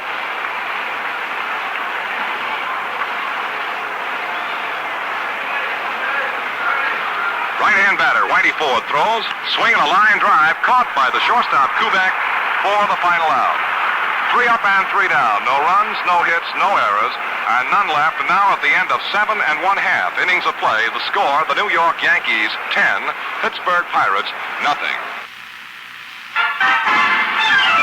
Big cars, small cars, any kind at all cars, more cars, your cars. 'Cause you get value and choice from GM. More new cars to choose from at General Motors. Chevrolet and the new size Chevrolet, the Corvair. Pontiac and a new size Pontiac, the Tempest. Oldsmobile and a new size Oldsmobile, the F-85. Buick and a new size Buick, the Special. And Cadillac. Never before has one company offered so many cars to meet so many needs. That's why when you go to buy a new car, your car... Chances are you'll find your new car at GM. 'Cause there's more to choose from.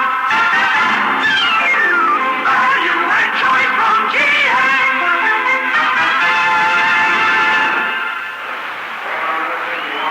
We pause 30 seconds for station identification. Are you mixing with the best? Saratoga Vichy with the yellow label. With the yellow label. Always ask for Saratoga Vichy, the mixer that's bubbling over with good spirits. And remember, Saratoga Vichy comes only in the bottle, the green bottle with the yellow label. Saratoga Vichy. Yellow label. Saratoga Vichy. Yellow label. Saratoga Vichy. WGY, WGFM, Schenectady. Your attention, please. New hurler coming into the game now for the Pirates due to the pinch hitting of Dick Schofield is Joe Gibbon, a young southpaw who wasn't even on the Pirate roster in spring training, has made the majors after only 3 years of minor league ball. For the second straight game now, the Pittsburgh Pirates have been forced to use a total of 6 pitchers, as Gibbon is pitcher number 6. And this young man was the pitcher of record when Mantle hit his record home run in the second game of the World Series at Forbes Field. The one that was the tape measure job out over the center field wall at Forbes Field. A tremendous blast that sent everybody a talking and a buzzing about it. And after Mantle returned to the Yankee dugout after that tremendous home run, the comment he got from his manager, Casey Stengel, was, "What's the matter with you? Can't you guide the ball right?" Because it was an opposite field home run. Well, here now is the leadoff hitter, Bill Skowron, and he takes the ball inside from the lefty Gibbon.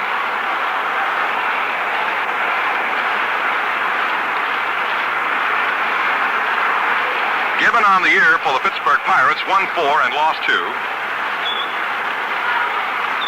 Pitches down low now to Bill Skowron, 2-0.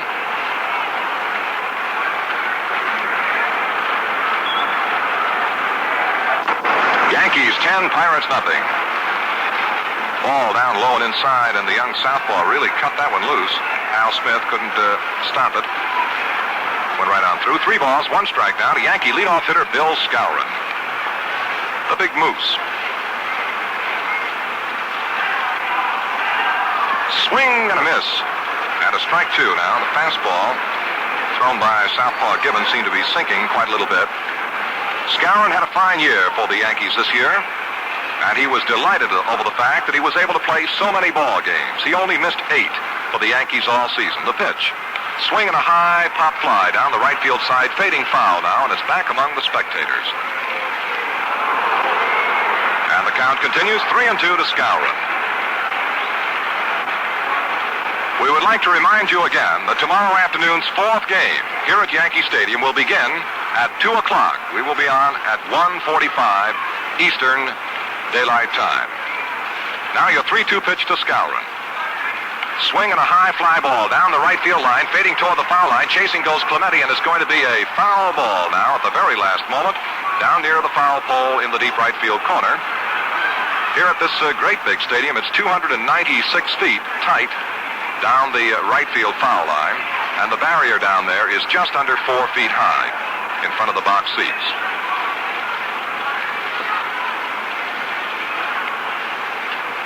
And again, Gibbon ready to go with a 3-2 pitch to Skowron. Here it is. Swing, ground ball hit toward the shortstop. There's Grote. He makes the pickup and the quick throw to first in time to retire Skowron. 1 up and 1 down as Skowron grounds out to short. The batter now, Gil McDougald. In the 6-run Yankee first inning, McDougald drew a walk to load the bases. And then Elston Howard had an infield hit toward third to drive in a run, and then Bobby Richardson unloaded them all with a grand slam home run. First pitch coming down to right-hand batting McDougald. Gibbon throws a ball. Al Smith seems to be just a trifle unhappy over the call momentarily. That's the sort of a feeling and an air that continues from the very beginning of spring training right on through the World Series. This pitch is swung on and fouled into the mezzanine level. Behind the plate here, 1 ball and 1 strike to McDougald.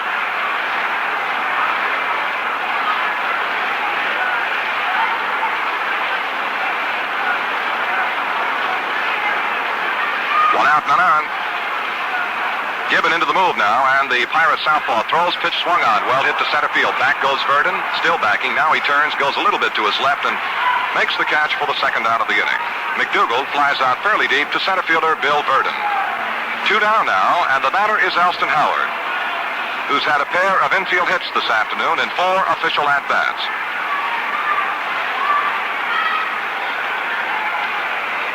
The Yankees 10 and the Pirates nothing. Yankees batting last half of the 8th inning. 2 out, none on. And young Joe Gibbon into the move now. The left-hander throws, missing inside to the right-hand batting Howard. Ball 1.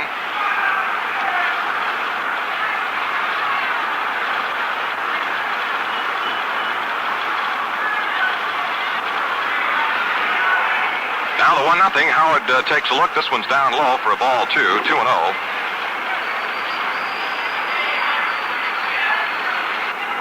Insofar as pitchers tomorrow, it appears that Yankee manager Casey Stengel will go with Ralph Terry. Now your 2-0 pitch to Howard. Swing and a foul ball on the screen behind the plate, and the count is 2-1. Pirate manager Danny Murtaugh has made it known that he has made his pitching choice for tomorrow, but he does not intend to announce it until later. 2 out, none on. 2 balls, 1 strike to Elston Howard. Gibbon into that free-flowing wind. The youngster throws a little tight to Ellie, and he had to jump back out of the way. Narrowly missed being hit by the ball. 3-1. 3 balls, 1 strike.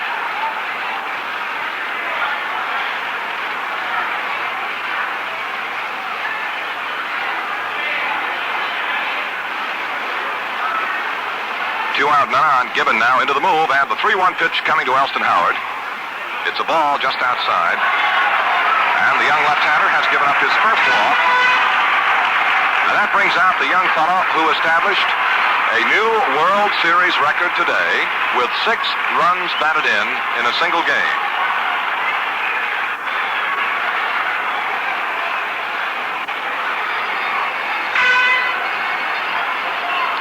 Richardson, all ready to go. This will be his 5th at-bat this afternoon, and he has a home run with the bases loaded and a single to show for it, plus the 6 runs batted in. Swing and a high pop-up off the first base side of the infield. Second baseman Mazeroski to his left, backs off in the outfield grass and makes the catch for the final out.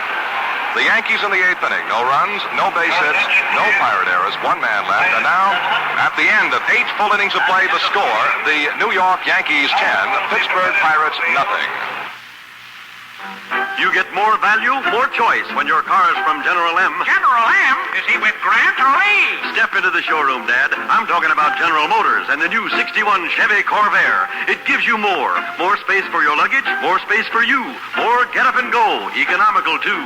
It's a car for people with young ideas. Good. Corvair is my car. This engine, in fact, gives the Corvair its hustle. Your car.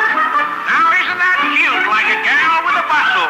My car. With more space and spunk steers, light as a thistle. From hood up to trunk, Corvair makes the girls whistle. Chances are you'll find your new car at GM, 'cause there's more to choose from.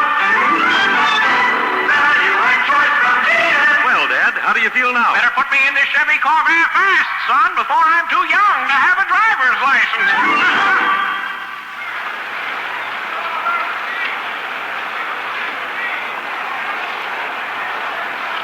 Ready now for the Pirate ninth inning. And it's the top end of the batting order.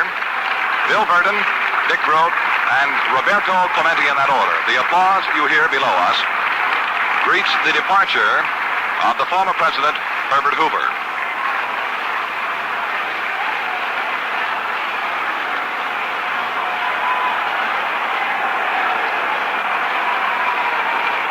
Here is Verdon, who has one of 3 Pirate base hits allowed by Yankee left-hander Whitey Ford this afternoon.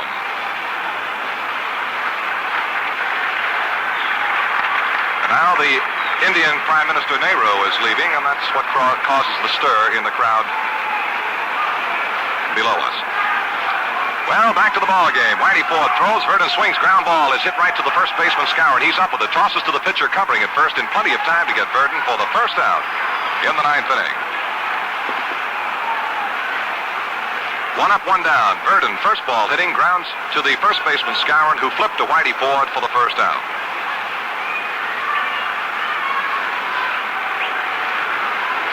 And now the batter, Dick Grote,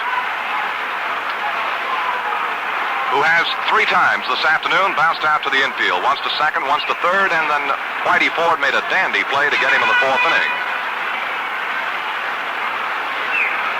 National League batting champion, and he won it in the most courageous of all possible manners. The pitch to Grote is inside for a ball. I doubt that many would have questioned his right to the title had he elected to sit it out the last couple of games of the year and not try out the broken wrist that had mended. But this young man wanted to win that title right up there at the plate, and he did so. Here's a strike called down to Dick Grote. 1 ball and 1 strike. 1 out. In the Pirate half of the 9th inning, none on. The Yankees lead it 10-0, and Ford throws a curveball that's too low for a ball. 2-1 now.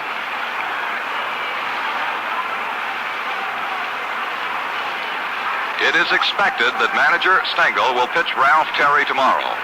That, however, is not a 100% certainty. 2 balls, 1 strike to Grote, 1 out, none on.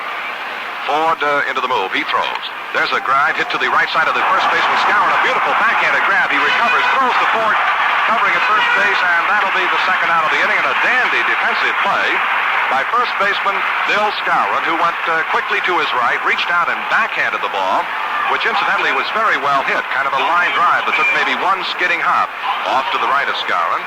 And then he recovered and threw to Whitey Ford in time to get Dick Grote. 2 out in the top of the 9th. And Clemente has got to do something, while the Yankees will take over a 2-1 lead in games. And then if Clemente does something, a lot of other people will have to join him. Here's a swing and a ground ball back through the middle, and it's going to be into center field for the base hit. So Clemente keeps the Pirates in business here in this 9th inning on a ground single to center field. He picked on the Whitey Ford curveball and banged it right back through the middle. The batter now is Dick Stewart, who has 1 hit in 3 trips this afternoon. Stewart took a 3rd strike call in the 2nd inning, flied out to right in the 4th inning, single to center in the 7th. Whitey Ford working on a 4-hit shutout with 2 out and a runner at first in the top of the 9th. Stewart takes a strike call as Ford ripped one across the inside corner right at the hands. Although Ford may not be able to throw as he once did, he still now and then can reach back and get a little extra on that fastball. And he ripped that one in fine style. All ready to go now. The one-strike pitch to Stewart. Swinging a ground ball right at the shortstop. Kubek is in front of it. He bobbles the ball. And all hands are safe. Kubek bobbled the ball, and Clemente is safe at second. Stewart is on at first. The error is charged to Kubek, the Yankee shortstop, allowing Clemente to move into second base. That's the first error in the ball game. Kubek misplays the ground ball hit by Dick Stewart, and now with two down, the Pirates have runners at first and second, and the batter is Gino Simoli. Right-hand batting left fielder. Ford throws, swinging a ground ball is fouled outside of third, strike one.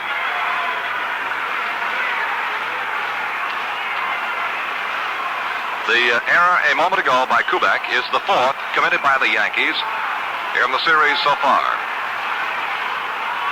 One strike to Simoli, who flying to left, bounced out to second and drew a walk. Ford all ready to go down. Throws, swinging a mean line foul into the box seats off the first base side. A mean line foul. I hope everyone's all right down there. It appears that they're okay, but that's the kind of a foul ball that rips in there and you just haven't got a chance.